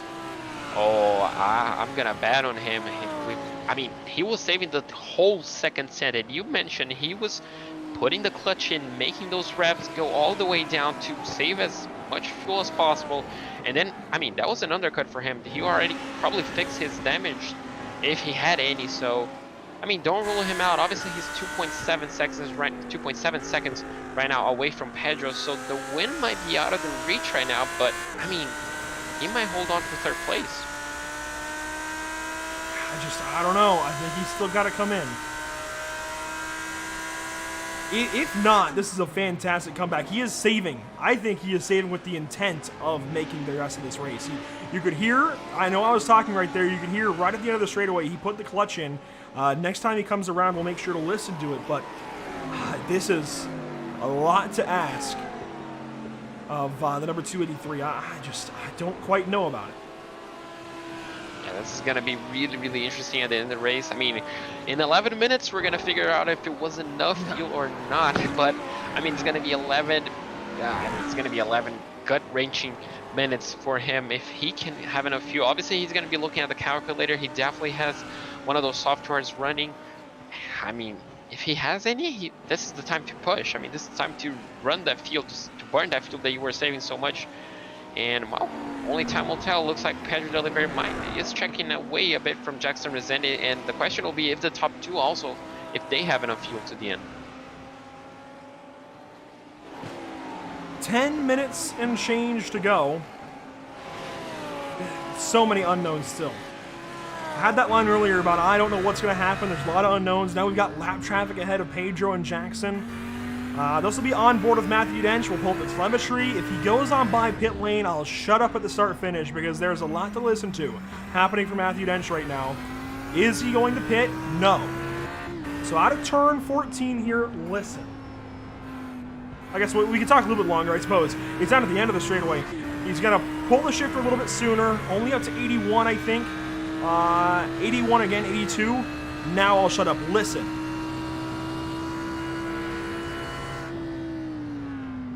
And of course, that time he doesn't do it, makes a liar out of me, but I think he's definitely trying to save a little bit of fuel and might have hit his number already, interestingly enough.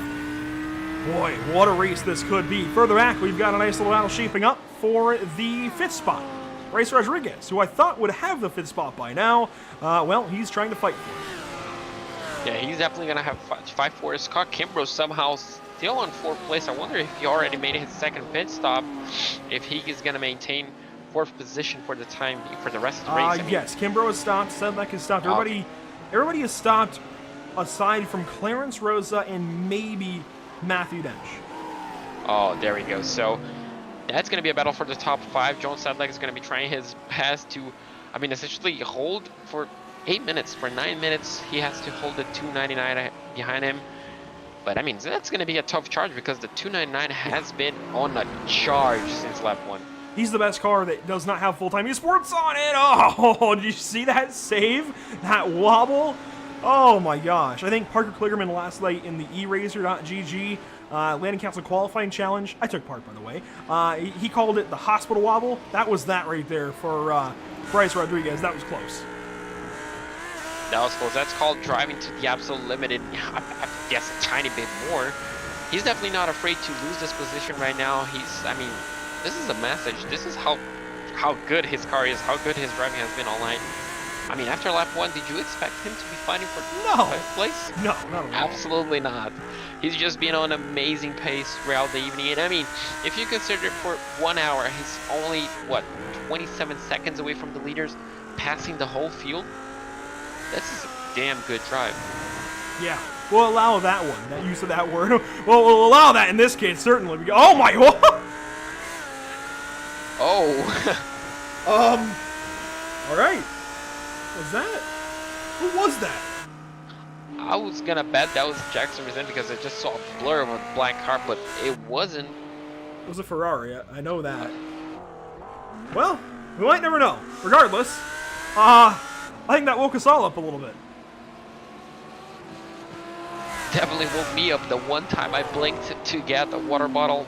Someone was marked on the exit of the final corner, but yeah, coming back to this one, he's getting closer. He's getting closer. Will we see a dive on the final few laps? I'm definitely up for it.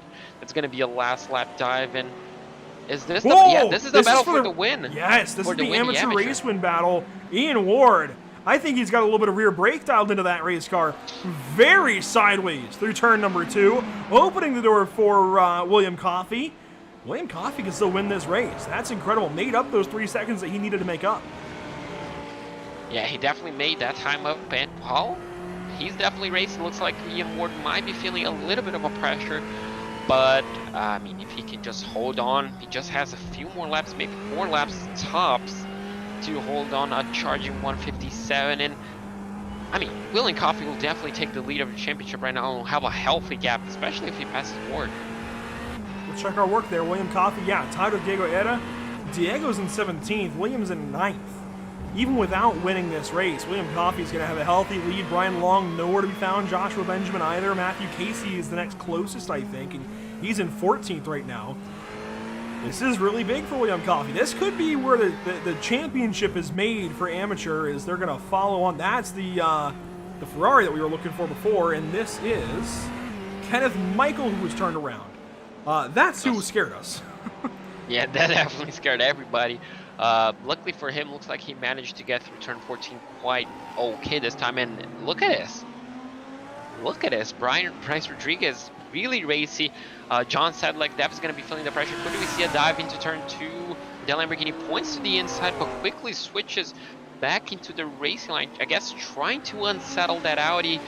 Not quite able to do it, at least on this time by, but he's definitely lining up for a move, as we could see something on the exit. And look at it, Matthew Dench closing in on Jackson Resende. Could we see a switch for second place? Almost did. He was within 0.2 of a second through the back portion of the course, right out of the chicane. Matthew Dench has got something here, as we've got a change for position. Pierre Thompson goes on by Rob Rodriguez, but we'll keep watching this for the moment. This is the battle for second, and potentially the race win if anything happens to Pedro de Oliveira S, the number 250. Suddenly Jackson Resende will be on him. Likewise, though, if Jackson makes a mistake, you'll have Matthew Dench in the rearview mirror, and I think Matthew Dench at this point must be committed, as Bryce Rodriguez now is right on John Sedlock. We have 3 great battles within this top 10. Rodriguez has a shot. This is now to turn 12, up the inside. No protection from Sedlock, couldn't do anything there. The good line, the inside line for Rodriguez, he's got him cleared easily, and that's 5th place for Bryce Rodriguez. I think he knew he wasn't going to get up to 4th, not going to catch Kimber unless something happens, right? Let's set that one up carefully. He did exactly that, and with 4 minutes left, gets that spot. Gets that spot now. He only has to drive away and keep clear of those incident points. As we now look back into the amateur battle, William Coffey kind of just dropped away from Ward just a tiny little bit, 1.2 seconds. So Ward, with whatever mistake he did, he composed himself back up and created the gap back to Coffey, sorry. And well, just getting down those laps in 3 minutes and 50 to go. He's absorbing that pressure and driving away. So, I mean, if he can keep this up for the next 2-3 laps, he's going to have that win secured. But Coffey's definitely not giving up. As meanwhile, the battle for the lead kind of isn't gone. Pedro de Oliveira got nearly a second on the previous lap, but I mean, dropped again. So, looks like maybe different setups for those teammates. But Matthew Dench, look at him. If he's got something, that's a target. That's the win right there. 3 minutes to go. I think Matthew Dench saving a little bit there again at a turn 12, saving on the ends of straightaways, lifting a little early, trying to save just a little bit of fuel, make sure he's good to the end. These guys almost equidistant right now, half second between each of them, maybe a little bit less as well. As Joshua Benjamin has just gone by Diego Eda, that is important to the points battle in amateur, but these guys are very, very close for second in the race win. Oh, Jackson Resende sideways at a 14, and I was going to wonder if maybe this was Jackson Resende's best shot at a race win this season. Has more fuel by the pit stop than his teammate, Pedro de Oliveira, and he was so close a half a lap ago. Now with that bobble out of the final corner, ruining his front stretch, he's a second back, and I don't think it's going to happen now. No, it looks like the battle for the lead might be dead. He has to cover that inside line. Matthew Dench actually trying to get the over and under on turn 2. He's going to have the outside lane. Unfortunately, those GT cars don't have enough downforce to go side by side through turn 3. And unfortunately, Matthew Dench kind of just forced out of road. Jackson Resende opening up those elbows, making sure that Audi doesn't get past. And boy, oh boy, that was really close between those two. Matthew won't stand for another round of that. Remember, these two battled for a championship last season. Ultimately, Fabio Zamperlini came in and stole the show when these two both had issues at Suzuka and Donington in back-to-back weeks. But Matthew Dench did not stand for a lot of the games that Jackson played, a lot of the mind games, right? If you recall back to Suzuka especially, where Matthew Dench held his ground as Jackson Resende was defending as much as he possibly could to try and save that race for him. Well, it was Jackson Resende who had to take a pit lane penalty and make a pass through and lose that race. Dench won, and that evened them up into Donington. But this time through, Matthew Dench, really nothing to lose. He wants to go get as many spots as he can, salvage what he can in this season, and could potentially still catch Jackson in the points. Yeah, exactly. So he has to absolutely try everything as we're coming to the white flag. So the final lap, this might be one of the final opportunities that Matthew has to essentially get the move done. This may be 2 to go. They're in the first half of the lap. iRacing may let this go an extra lap. It's lap 34 now of an expected 35. We'll find out in 54 seconds if this is the final lap. But regardless, Matthew Dench trying to put pressure on Jackson Resende. That's not what he needed to have happen. A little bit of time lost at a turn 1. Now to turn 2. Now Resende back to a half-second behind Pedro. Is this race still alive for for Jackson Resende? Pedro de Oliveira may be defensive. He may be, well, running out of fuel. This could be what he needs. Yeah, exactly. Just mentioned, if these three guys were expecting 34 laps and this goes for a 35 laps, well, this could play, I mean, quite interesting. Oh, Matthew tried to go for a dive bomb on that corner. It's not going to work down there. Unfortunately, he's going to lose a bit of contact. Jackson Resende turning up the heat on the final lap to battle for the lead against his teammate Pedro de Oliveira within 8 seconds. This might be the white flag unless it goes an extra lap for some odd reason. And final lap, white flag presented by Tucson Sound Art. This is it in the top 3. Pedro de Oliveira S now with an advantage. Can Jackson Resende use the draft at a turn 11? Down to turn 12. Here we go. The move for Matthew Dench. Looks for second. No dice. Sits right back in behind the 225. Final opportunity, ladies and gents. I don't think it's going to happen for Jackson Resende. 13, maybe a slide for each of the Lamborghinis. Into 14, it's not going to happen. Pedro de Oliveira S is going to walk out of turn 14, a 3-time in a row race winner, 4 times on the season in the North American Racing League. Resende second, Dench third. That's your top 3 at the Hungaroring.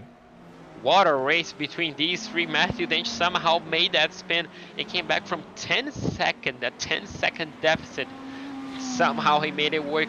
What could have been for him?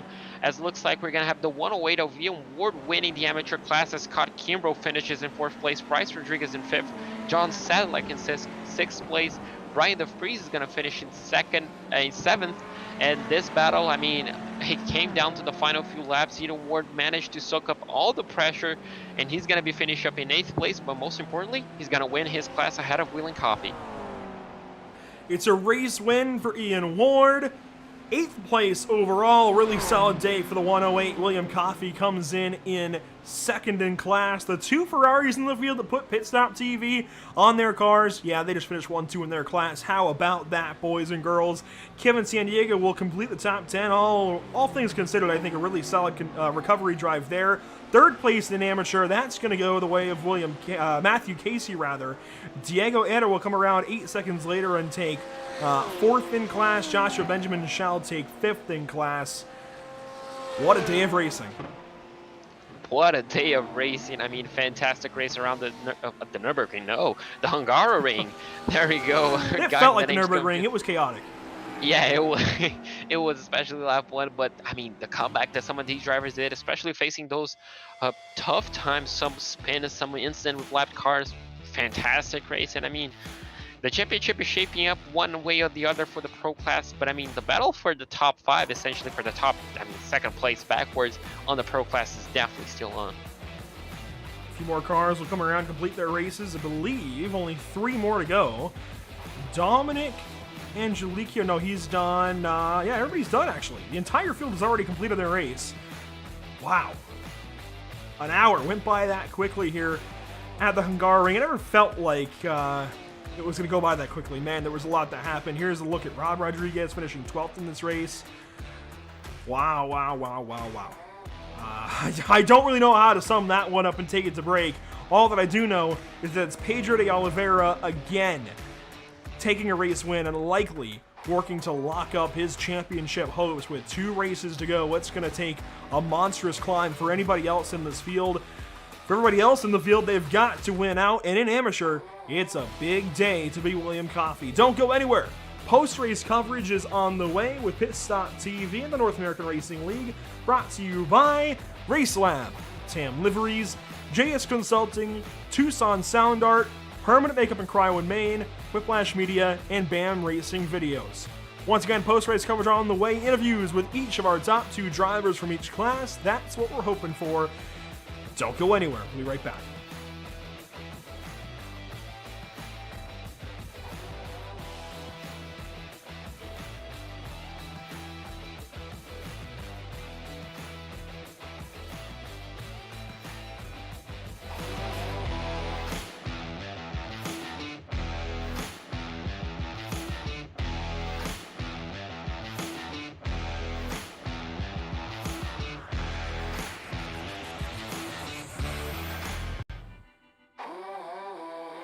Have you found yourself trying to hide your joy because you're unhappy with your teeth? Your smile is the first feature noticed in an interview, on a date, or in family photos. We want you to be able to shine bright as your best self, and our teeth whitening system is the perfect step toward restoring your confidence.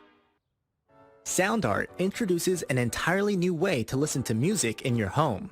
By combining the best of two products, a revolutionary high-fidelity, low-profile Bluetooth wireless speaker with beautiful artwork. Select from a library of artwork or upload your own photos to personalize your experience. Sound Art ushers in an era of invisible, beautiful, and amazing sound throughout your home and redefines your entire entertainment system. The need to reclaim your floor space and rid your home of unsightly speaker boxes that need to be bolted to the wall is now a thing of the past. Our canvas is printed on high-quality permalite by Breathing Color.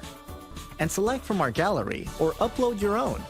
Standard sizes include 16 by 20 and 18 by 24 canvas wrapped. Custom sizing is available, as well as surround sound options.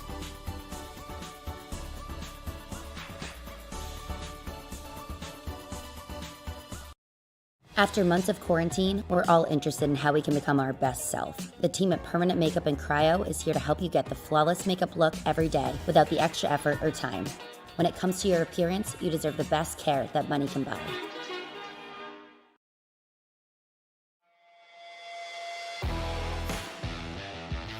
Just like that, welcome back to the virtual Hungaroring. I don't have too many words to try and explain what we just witnessed, especially in the closing stages. All I know is that you need to stick around for these couple of interviews that we've got on the way. We should have at least 3 of them. We'll see how many we've got here in just a moment. Don't go. Well, I shouldn't say don't go anywhere. We're right back.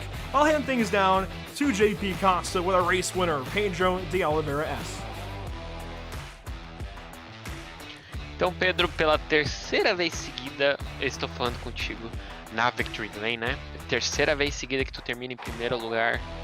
Que corrida sua, sob pressão o tempo todo do seu companheiro de equipe e do Matthew Dent em terceiro lugar. Como é que foi essa corrida? Boa noite, João. Good night, everybody. Cara, e muito tenso, tá muito quente aqui. Eu tô completamente molhado. Foi muito difícil, acho que foi a corrida mais difícil que a gente teve. Eu acho que se o Matthew não tivesse o contato com o retardatário, ele ganharia a corrida, sem sombra de dúvidas. Porque depois que ele teve o contato, nós abrimos acho que 8 segundos ou 9 segundos. E depois da parada do box ele estava 2,5 atrás. Então assim, ele ia sair na frente e ia sair bem na frente. Então eu acho que foi mais sorte essa etapa. O Jackson estava muito rápido também. Não estava nem um pouco fácil desde os treinos. Eu não consegui encaixar nenhuma volta, não estava me sentindo muito confortável. E na classificação eu fiz uma volta, eu achei que não ia. Eu acreditei que o Bryce e o Matthew iam largar na minha frente. E no final das contas eu fui pole, o que foi muito legal. Foram milésimos na frente do meu companheiro Jackson. E foi isso, assim, a corrida inteira muito tensa, muito complicada. Não podia errar e a gente teve alguns probleminhas ali com alguns retardatários. Pegamos um retardatário em pontos difíceis na pista. Mas no final das contas deu tudo certo, é bom pro campeonato. Eu não sei porque o Mikkel não andou hoje e o Matthew chega atrás de mim. O Bryce também acabou tendo problema na largada. E pro campeonato é muito bom. Eu acho que não é a terceira seguida, porque acho que em Detroit eu não vim. Eu tive uma... Foi firme e forte na briga pelo campeonato. Mais uma semana que a gente treina mais de 15 horas no simulador, então valeu muito a pena. Tudo isso que está acontecendo tem sido muito positivo para mim. Agradecer a Full Time, agradecer a Logitech e a B8 Seguros, que são os nossos patrocinadores. Obviamente, como tu falou, como a gente mencionou diversas vezes aqui na transmissão, o campeonato aqui está sendo excelente para você, né? De 8 corridas você já ganhou 4 delas, tá excelente. Você já tem basicamente uma mão no troféu, né, de campeão. Mas com isso, como é que você treina? Como é que você se prepara para a próxima corrida? Você leva isso como uma corrida de cada vez ou você já pensa nesse campeonato como um todo? Eu vou aproveitar o espaço, abrir um pouquinho a situação. Eu sempre trabalho uma corrida de cada vez, né? Esse campeonato, acho que, não sei se todo mundo sabe, mas as coisas aqui no Brasil não estão tão legais, né? Economicamente falando. Recentemente, o problema, minha esposa acabou perdendo emprego, então cada corrida é muito importante, principalmente pela parte financeira, e é por isso que eu me dedico tanto. Eu treino de 15 a 22 horas por semana na pista, com o carro, né? Então é uma corrida de cada vez. Eu tenho me dedicado muito por conta dessa situação, mas é muito gratificante ver todo o empenho trazendo frutos, trazendo resultados. Não, eu sei exatamente como é que você se sente. Eu também sou extremamente grato pela transmissão que eu recebo. Mas Pedro, meus parabéns de novo pela corrida, assim. Você, como eu falei, já tá com uma mão no troféu. Eu desejo toda a sorte do mundo para você em Phillip Island semana que vem. E, novamente, espero falar contigo na Victory Lane. Eu espero também. Muito obrigado. Good night, everybody. Hope you're all okay. Thank you. Boa noite, Pedro. Boa noite. So Andrew, quite a few things to talk about. First thing first, obviously we just mentioned it on the small break that we had. You know, it's summer here in Brazil, and obviously Brazil being a tropical country gets very hot, and that's one of the things that's going to affect obviously Pedro de Oliveira and Jackson Rezende. You know, being Brazilian drivers, especially in the heat, is going to become very tense, and he said he was sweating a lot. I mean, just imagine how physical it is to have your teammate, you know, in third place, just a second behind you, each and every single lap of the race. This for him was the hardest race of the season, especially due to the proximity of the podium, you know, the top three just running close throughout the race. He definitely thought that Matthew had this race if it wasn't for that contact with the lap driver, because, you know, after the contact he came out 8 to 10 seconds behind those two, but after the pit stops he was only 2 seconds behind. So this race was Matthew's. Unfortunately, due to that mistake, it kind of got dropped from him. He wasn't very comfortable with the car. That's something we touched upon on the beginning of the broadcast. You know, he's switching cars, but somehow when it mattered within pole position, he managed just one lap. He got it on his bag. And obviously throughout the race we saw there was absolutely no mistakes allowed, you know, the proximity. And with those 15 extra hours that he put on practice, you know, we kind of saw the result, you know, just an absolutely perfect race. And when I talked to him, you know, about getting one-handed the trophy, you know, the championship being literally right there within 2 races to go, he says that he just takes, you know, each race one at a time. We mentioned, I know I mentioned to you all the time how grateful I am, and the payout for this championship helps him a lot. So, you know, it's extra motivation, especially due to the financial situation. So, you know, more motivation for some of these drivers to go out there and put the best work possible. But for next race, he's extremely, extremely excited. And I mean, he should be. Yeah, I think he definitely should be excited for these next 2 races. It's a matter of wrapping up a championship for Pedro de Oliveira. At this point, a fantastic season. Led just about every single lap. I think only didn't lead laps during pit stops earlier on in this race. Fantastic drive from Pedro, another race win, as he very much deserves. We're going to move things on down, though, to our amateur race winner, somebody we've not talked to yet, Ian Ward. Congratulations! This is huge. Thank you so much. Big time huge. Oh. 8th place overall. How? I'm totally stoked, to be completely honest with you. I don't even know how. To be honest, I didn't know that I won until I checked the broadcast after the race. I thought I was P4 and P5 in front of William, and I had to check the broadcast because I didn't turn on Race Lab. So I can't even begin to convey to you how loud I yelled when I found out that I won through the broadcast. And you know what? Sometimes it's better that way. Don't even bother yourself with the scenarios. Just drive, focus on hitting your marks. And it seems like you did exactly that. A really solid qualifying effort. Maybe a few spots further than you wanted to be, but that sets you up for a fantastic drive. Yeah, I was a few tenths behind what I did in practice, and to be honest, I thought that was it. I told myself maybe that, well, that win is out the window. Williams gonna take me into turn 1, but no, all the carnage just kind of gave me a stairway to heaven, and I kind of, kept going from there. Two-parter for you here, Ian.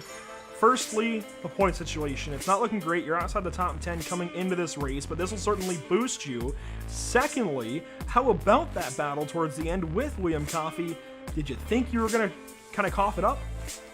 I've noticed, he noticed too, my tires were getting really hot, and I was struggling to get them down. But to be honest, I was convinced I was going to make some kind of mistake, but I just had to not focus on the relative and just look at my marks and hit those apexes, get those exits down. So that was the key. Now, how about those point situation? I mean, you're not quite in the top 10. Now you might be. Are you trying to see if you can at least take a chance at the top? Oh, yeah. Well, I told myself at the beginning of the season, let's aim for top 10. But I think with this momentum, I'm honestly looking at 5th, to be completely honest with you. So yeah, we'll see. With how close everybody is, this is going to help you out a ton. Yeah. We talked about car choice. You've been in the Ferrari, I think, as long as the season's been running. Does that hold true for Phillip Island and Road America? We'll see. I've switched to a few different cars through the season, but I think the Ferrari is where it's going to be for Phillip Island. So I'll have to do some test running tomorrow to see which car will be the right choice. There you go, ladies and gents. Ian Ward, amateur race winner this evening, 8th overall. That top 10 is huge. Who do you want to thank? Who makes it happen for you? My mom. she was kind of listening to me through the door. I can hear her. So she's my biggest supporter for sure. That's awesome. I always love being able to say hi, Mom, after a race, after a race win. So again, congratulations, Ian. Hopefully we get to talk to you a whole lot more this season. Best of luck out there at Phillip Island next week. Absolutely. Thank you so much. Ian Ward taking home the amateur race win. We'll hand things back over to the pro category with JP Costa and Jackson Resende. Então, Jackson, por pouco não veio uma vitória agora. Cara, conta dessa corrida inteira, vendo ali a traseira do seu companheiro. Quão perto foi isso aí? Boa noite a todo mundo que está acompanhando a transmissão. Essa noite eu vou sonhar com a traseira do carro dele. Mas foi legal ali, o quali foi bem apertado ali no quali. Por pouco eu não consegui a pole ali. Mas na corrida ali a gente estava... É muito difícil ultrapassar nessa pista. Você tem que sair muito próximo ali na zero para tentar a ultrapassagem nova. E o Matthew estava muito perto, então era meio arriscado. A gente fosse comboiando ali na hora da parada do box ali. Eu consegui ficar na frente também nas duas paradas. Mas no final, quando eu vi o Matthew chegando de volta e eu não tinha mais incidente para gastar e cada vez ele ia tirando mais, foi muito difícil ali segurar ele, mas estou bem feliz quando a gente está de volta no pódio. É isso, tem que agradecer meus companheiros de equipe pelo treino e vamos para a próxima. E tem que agradecer aos meus patrocinadores da equipe, a Full Time, que são a B8 Seguros e a Logitech. Bom, falando na próxima corrida, obviamente a próxima é em Phillip Island, uma pista bem diferente dessa, né? Uma pista mais aberta. Como é que você se prepara? Como é que é essa mudança de uma pista bem mais parada, né? Uma pista mais travada como essa para Phillip Island? Eu particularmente não gosto de Phillip Island. Quem gosta de Phillip Island é o Pedro. Mas vou treinar forte para tentar mais um pódio pelo menos aí. E espero estar competitivo na semana que vem. Bom, também espero, porque é sempre uma honra falar contigo, né? Depois da corrida. Infelizmente ainda temos que marcar uma vitória, né? Uma victory lane, que nem eu acabei de falar com o Pedro, mas garanto que essa aí vai vir. Eu vou deixar agora o palco para você agradecer os patrocinadores novamente e desejar uma boa noite. Tem que agradecer a Full Time por estar nos apoiando e aos patrocinadores da equipe, que são a B8 Seguros e a Logitech. Isso aí, então fechou, Jackson. Desejo pra você uma boa noite e espero muito falar contigo semana que vem. Eu também, igualmente.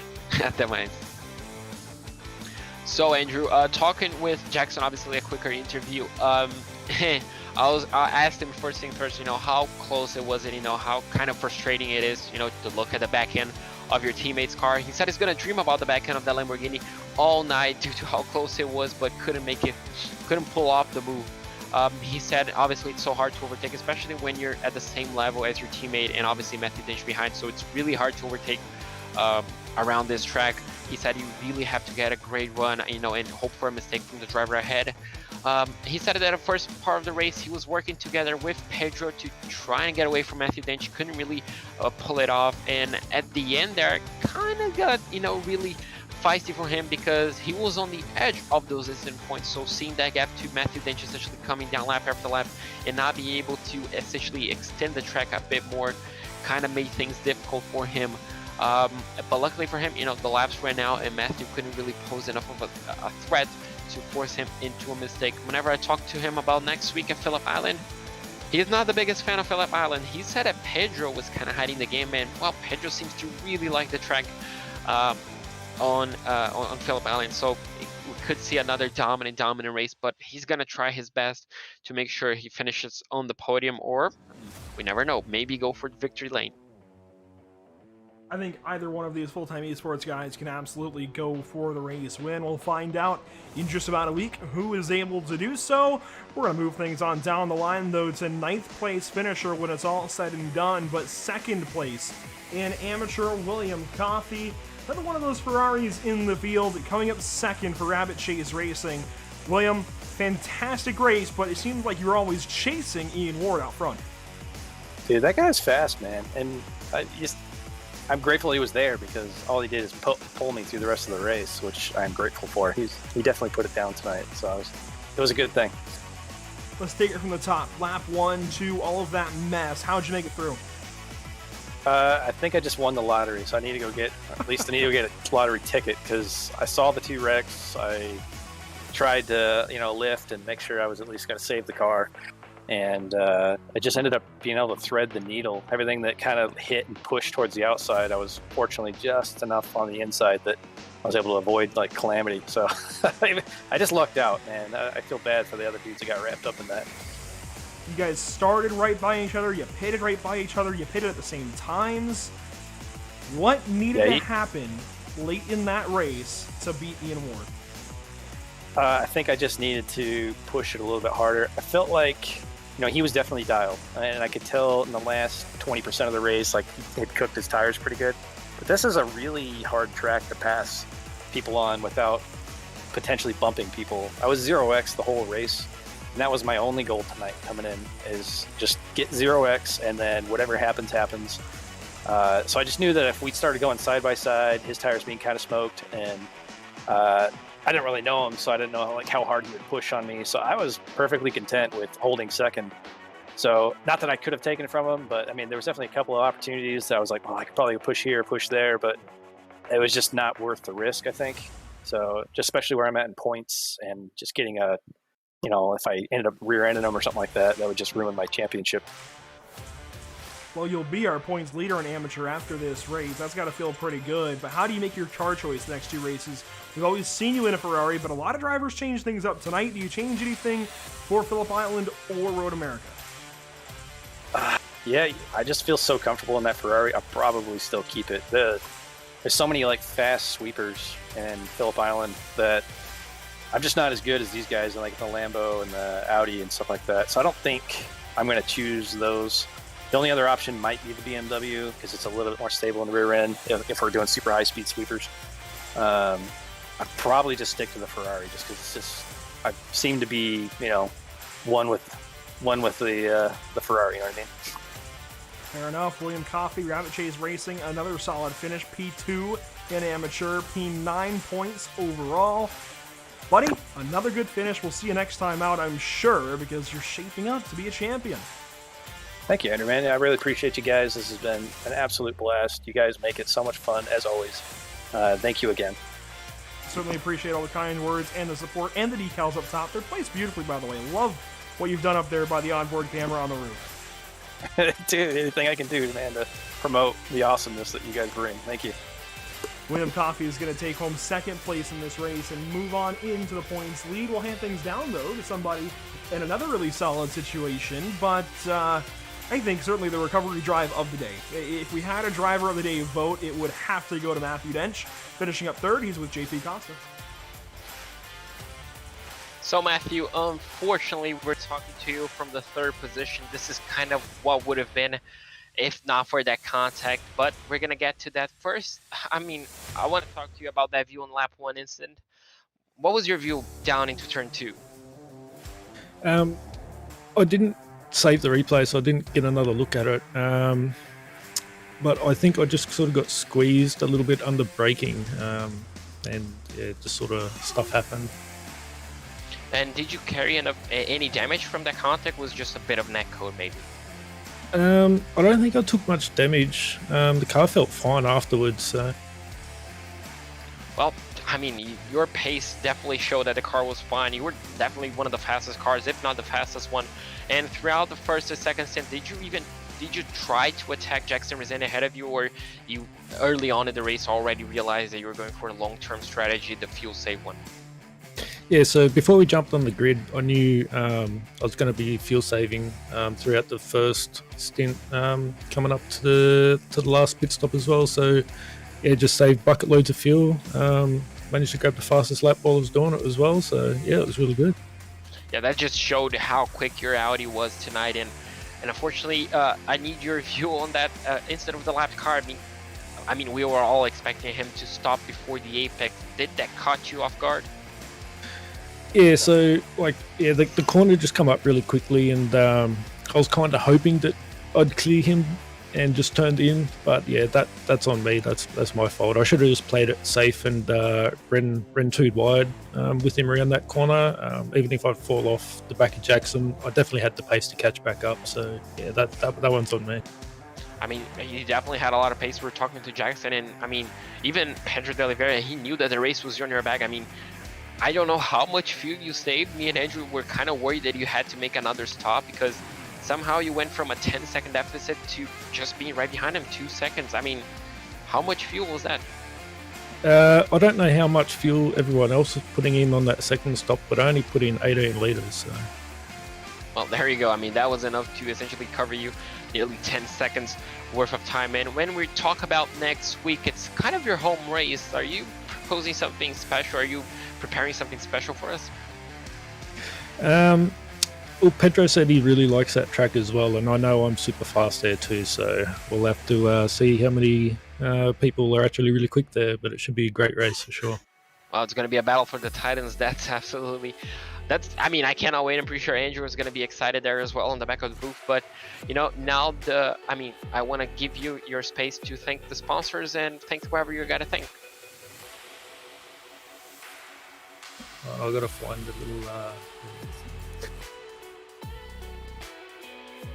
I think it's always good when the driver's prepared. Yeah, Juiced Energy, Pet Door Company, Precision Sim Training, and Sideways Photography. Sponsors on a new team, and the new team is Frog Leap Racing. Oh, there you go. That's a new team. Nearly a great result, nearly the win on your first time out with them. So, well, I hope next week it's going to be a fantastic one. I hope we can talk to you again, and I wish you the best of luck on practice. Yeah, thank you. Catch you all next week. So Andrew, that was Matthew Dench. Unfortunately, third place finisher had the pace to win. Unfortunately, due to a small mistake, I guess a miscommunication between him and the left car, unfortunately costing him the race win. But boy, oh boy, did he have the pace tonight. Yeah, he had the pace. Drove back up through the field, almost had a race win, and that would have been the win on the season, I think. Still one of the best drives all season long, and I love that he's got a list now with the new team. Frog Leap Racing, it sounds like. Big stuff going on there for Matthew Dench. Really, really big stuff. He comes in third, right behind Pedro de Oliveira S and Jackson Resende. Scott Kimbrough in fourth place. Bryce Rodriguez rounds out your top five by just a second over John Sedlak. That is the other recovery drive of the day. Both of those guys, really, really incredible. I don't know which one's better, honestly. Matthew Dench dropped 10 seconds back, looked like he was maybe out of the top 10 entirely, keeps it on podium, and then Bryce Rodriguez, of course, comes back and just outlasts the rest of the drivers in front of him, aside from the top four, it looks like, and gets back into the top five. Really incredible stuff from both of those guys. That is what pro drivers are made of. John Sedlak ends up 6th on the day, Brian DeVries 7th, Ian Ward 8th with the amateur win, just ahead of William Coffey, and Kevin San Diego squeaks out a top 10. Finishing in 11th place, we're going to have Oscar Camargo. Unfortunately for him, running in the top 5, but that penalty, that drive-through penalty, really hurt his result. Rob Rodriguez is going to finish up in 12th place.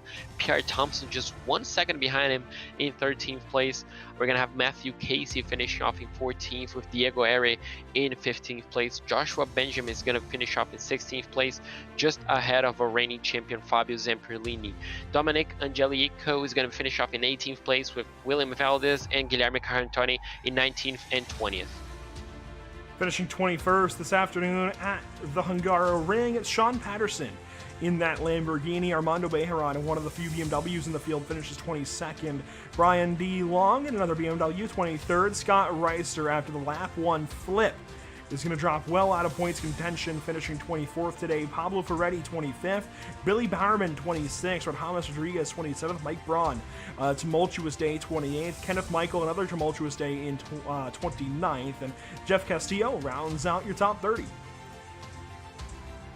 In 31st place, we're going to have Clarence Rosa finish off 3 laps down. 4 laps down, we're going to have Teague Ashburn. Chris Winstone is going to be finished off in 33rd place. 34th place going to Jose Antonio Ramos. Luke Gonzalez is going to be finished off in 35th. Blake Scott and Mark Scott are going to be finishing 36th and 37th respectively. Not a great day for the Scott Racing team. Jose Antonio Ramos Lopez is going to be finished off in 38th place, and our final spot is going to go to Scott Angelo, 35 laps down, and unfortunately for him, 39th place. Fantastic racing at the Hungaroring. I think the best track debut we could have asked for. Red Bull Ring was up there earlier on in the year. Now Hungaroring is up there on the list, certainly. If not the top, it's got to be quite a ways up there. We'll see what Phillip Island can do next week. I really now have high hopes for what Phillip Island is able to provide, and we've got a look at schedules potentially beyond this in the league Discord. We'll talk more about that later on, and maybe he'll to even release a little bit of that to the public here soon. So if you're one of those fans out there, family, friends that are waiting on the next season's schedule, a lot of big things on the way, but for right now, we look forward to Australia. So down under, I guess we look down to Phillip Island. Anyways, that'll be a fun one in 1 week's time. And then Road America, the driver-voted track for the finale. Wow, we got 2 really wild racetracks coming up. Exactly, 2 fantastic racetracks. Phillip Island is going to be definitely an interesting one. I have never raced there, so it's going to be quite a new one for me as well. So, I mean, high hopes for it. We're going to see, 2 great drivers battling at it. One is going to have the advantage of being his home race, so this should get interesting. And Road America, that's a driver's favorite. That's just a fantastic race car. It doesn't matter which car you're racing at. So, the next 2 weeks are promising. Oh, they're more than promising. The next 2 weeks are certainly going to be a couple of the best weeks of GT3 racing we've ever been witness to. A lot of great things are coming up for the North American Racing League. We'll talk more about those as they're available to the public, but a lot of great things are coming up the rest of, well, the month here, I guess, of December. Not really the week anymore. This is the last race of the week that we have, but the rest of the month of December is looking quite nice, and these are the next 3 broadcasts we've got here on Pit Stop TV. JP, you and I would run it back on Sunday evening, Mid-Ohio Sports Car course, with the Superior Class Auto Racing Grid Sports Car Challenge. GT1 cars, the Aston Martin and the Chevrolet Corvette. That's going to be a lot of fun. Again, tune in 8:45 p.m. Eastern. Kind of a development series for those guys. It's a lot of fun watching those guys grapple with those cars.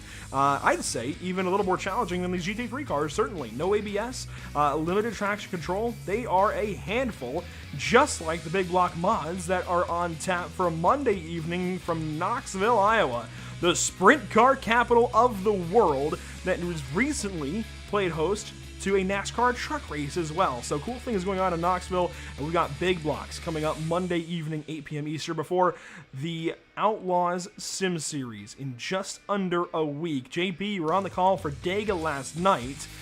That's their final elimination.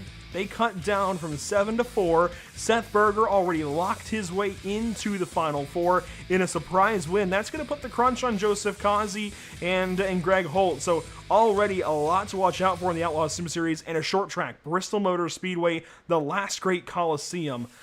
Oh boy, it's going to be something. Yeah, will definitely be a fantastic race. It's going to be my first time out in Bristol as well. So, I cannot wait to see how those boys go from Talladega being a super speedway to one of the shortest tracks, and I guess one of the shortest and fastest track on NASCAR. So, I mean, I'm excited, and some of those boys are going to be some under heavy pressure. Yeah, the longest oval to the second shortest oval. That's how we do things for the Outlaw Sim Series. It's going to be a lot of fun next Wednesday. I guess it's coming Wednesday. And then both the Outlaw Sim Series and the North American Racing League are in action in a couple of weeks' time for their finales. The same week, back-to-back days. So if you're still hearing our voice this evening, make sure to be here December 16th and December 17th. It'll be December 16th, I believe. It'll be December 15th. Right? Hang on. I gotta check dates here all of a sudden. Let me check my calendar. Can confirm. December 15th. It's a Wednesday for the Outlaw Sim Series. That's at Atlanta Motor Speedway. Then December 16th here with the North American Racing League for Road America. So, yeah. We're going to have a fun week of crowning champions that week. Going to be a lot of fun. That'll take us right into our Christmas kind of tone down. We'll have a couple more broadcasts still for the rest of December, but only 3 more actually after that for the rest of the year. Can you believe that, JP? If we count the days that we have left of broadcasting in 2021, we've got 1, 2, 3, 4, 5, 6, 7, 8, 9, 10. An even 10 final broadcasts this year. Just flew on by, and I mean, we're definitely gonna make the final 10 essentially count. And obviously, you have to follow us to watch those 10 broadcasts. You can follow us on Facebook, Twitter, Instagram, and YouTube, and obviously Twitch as well. And you gotta follow us to watch those 10 at facebook.com/pitstoptv, twitter.com/pitstoptv_, at instagram.com/pit_stop_tv, and obviously on YouTube and Twitch for live coverage at youtube.com/pitstoptv1. I mean, Andrew, the countdown is on, only 10 to go. Yeah, that's kind of a staggering number to me. Only 10 broadcasts left this year. I don't know what to make of that. And I realized I think I've worked my last real show of the year as well. This past weekend at Paradise Raceway with Pit Road TV for the Rumble, the 6th Rumble. Where is the time gone? Wow, 2021 is wrapping up that quickly. Much like this broadcast, if you've enjoyed, by all means, give us a follow on social media. Stick along for the fun. 10 more broadcasts in 2021, unless we get to add one here or there. You're going to want to be around for each of them. A big thank you to our partners here for these broadcasts in the North American Racing League. Of course, on the league side, Race Lab, TAM Livery, JS Consulting. Go to racelab.app or TAM Liveries on social media, or JS Consulting at johnsedlak.com. And of course, our partners here at Pit Stop TV, Tucson Sound Art at tucsonsoundart.com. Your picture, your music, promo code PitStopTV earns you 10% off of your order today. And hey, Christmas season, it's upon us. It's Christmas the 2nd, if you will. So it is time to get yourself a Tucson Sound Art device. Permanent Makeup and Cryo in Maine. Go to permanentmakeupinmaine.com for more information there. A lot of referral specials going on at Permanent Makeup and Cryo in Maine. Of course, Whiplash Media and Whiplash SimCams making a lot of great things happen visually here for these Pit Stop TV broadcasts. Find them on Facebook at Whiplash Media, and BAM Racing Videos by a race fan for the racing community. Wow, that will do it from Hungary. Happy to have had you all here tuning in and joining us for tonight's action, and we hope you enjoyed tonight's broadcast. For all of Pit Stop TV, JP Costa beside me on the mic, Trey Shuttlesworth on our social media coverage this afternoon and evening. My name is Andrew Cardinale IV. Thank you so much for tuning in. Best of whatever the heck today is, December the 2nd. So good night, good evening, good morning potentially, wherever you are in the world. If you're Matthew Dench, I suppose, maybe even good afternoon. I'm not sure what time it is in Australia. Good whatever time of day it is. And happy holidays. We'll see you next time.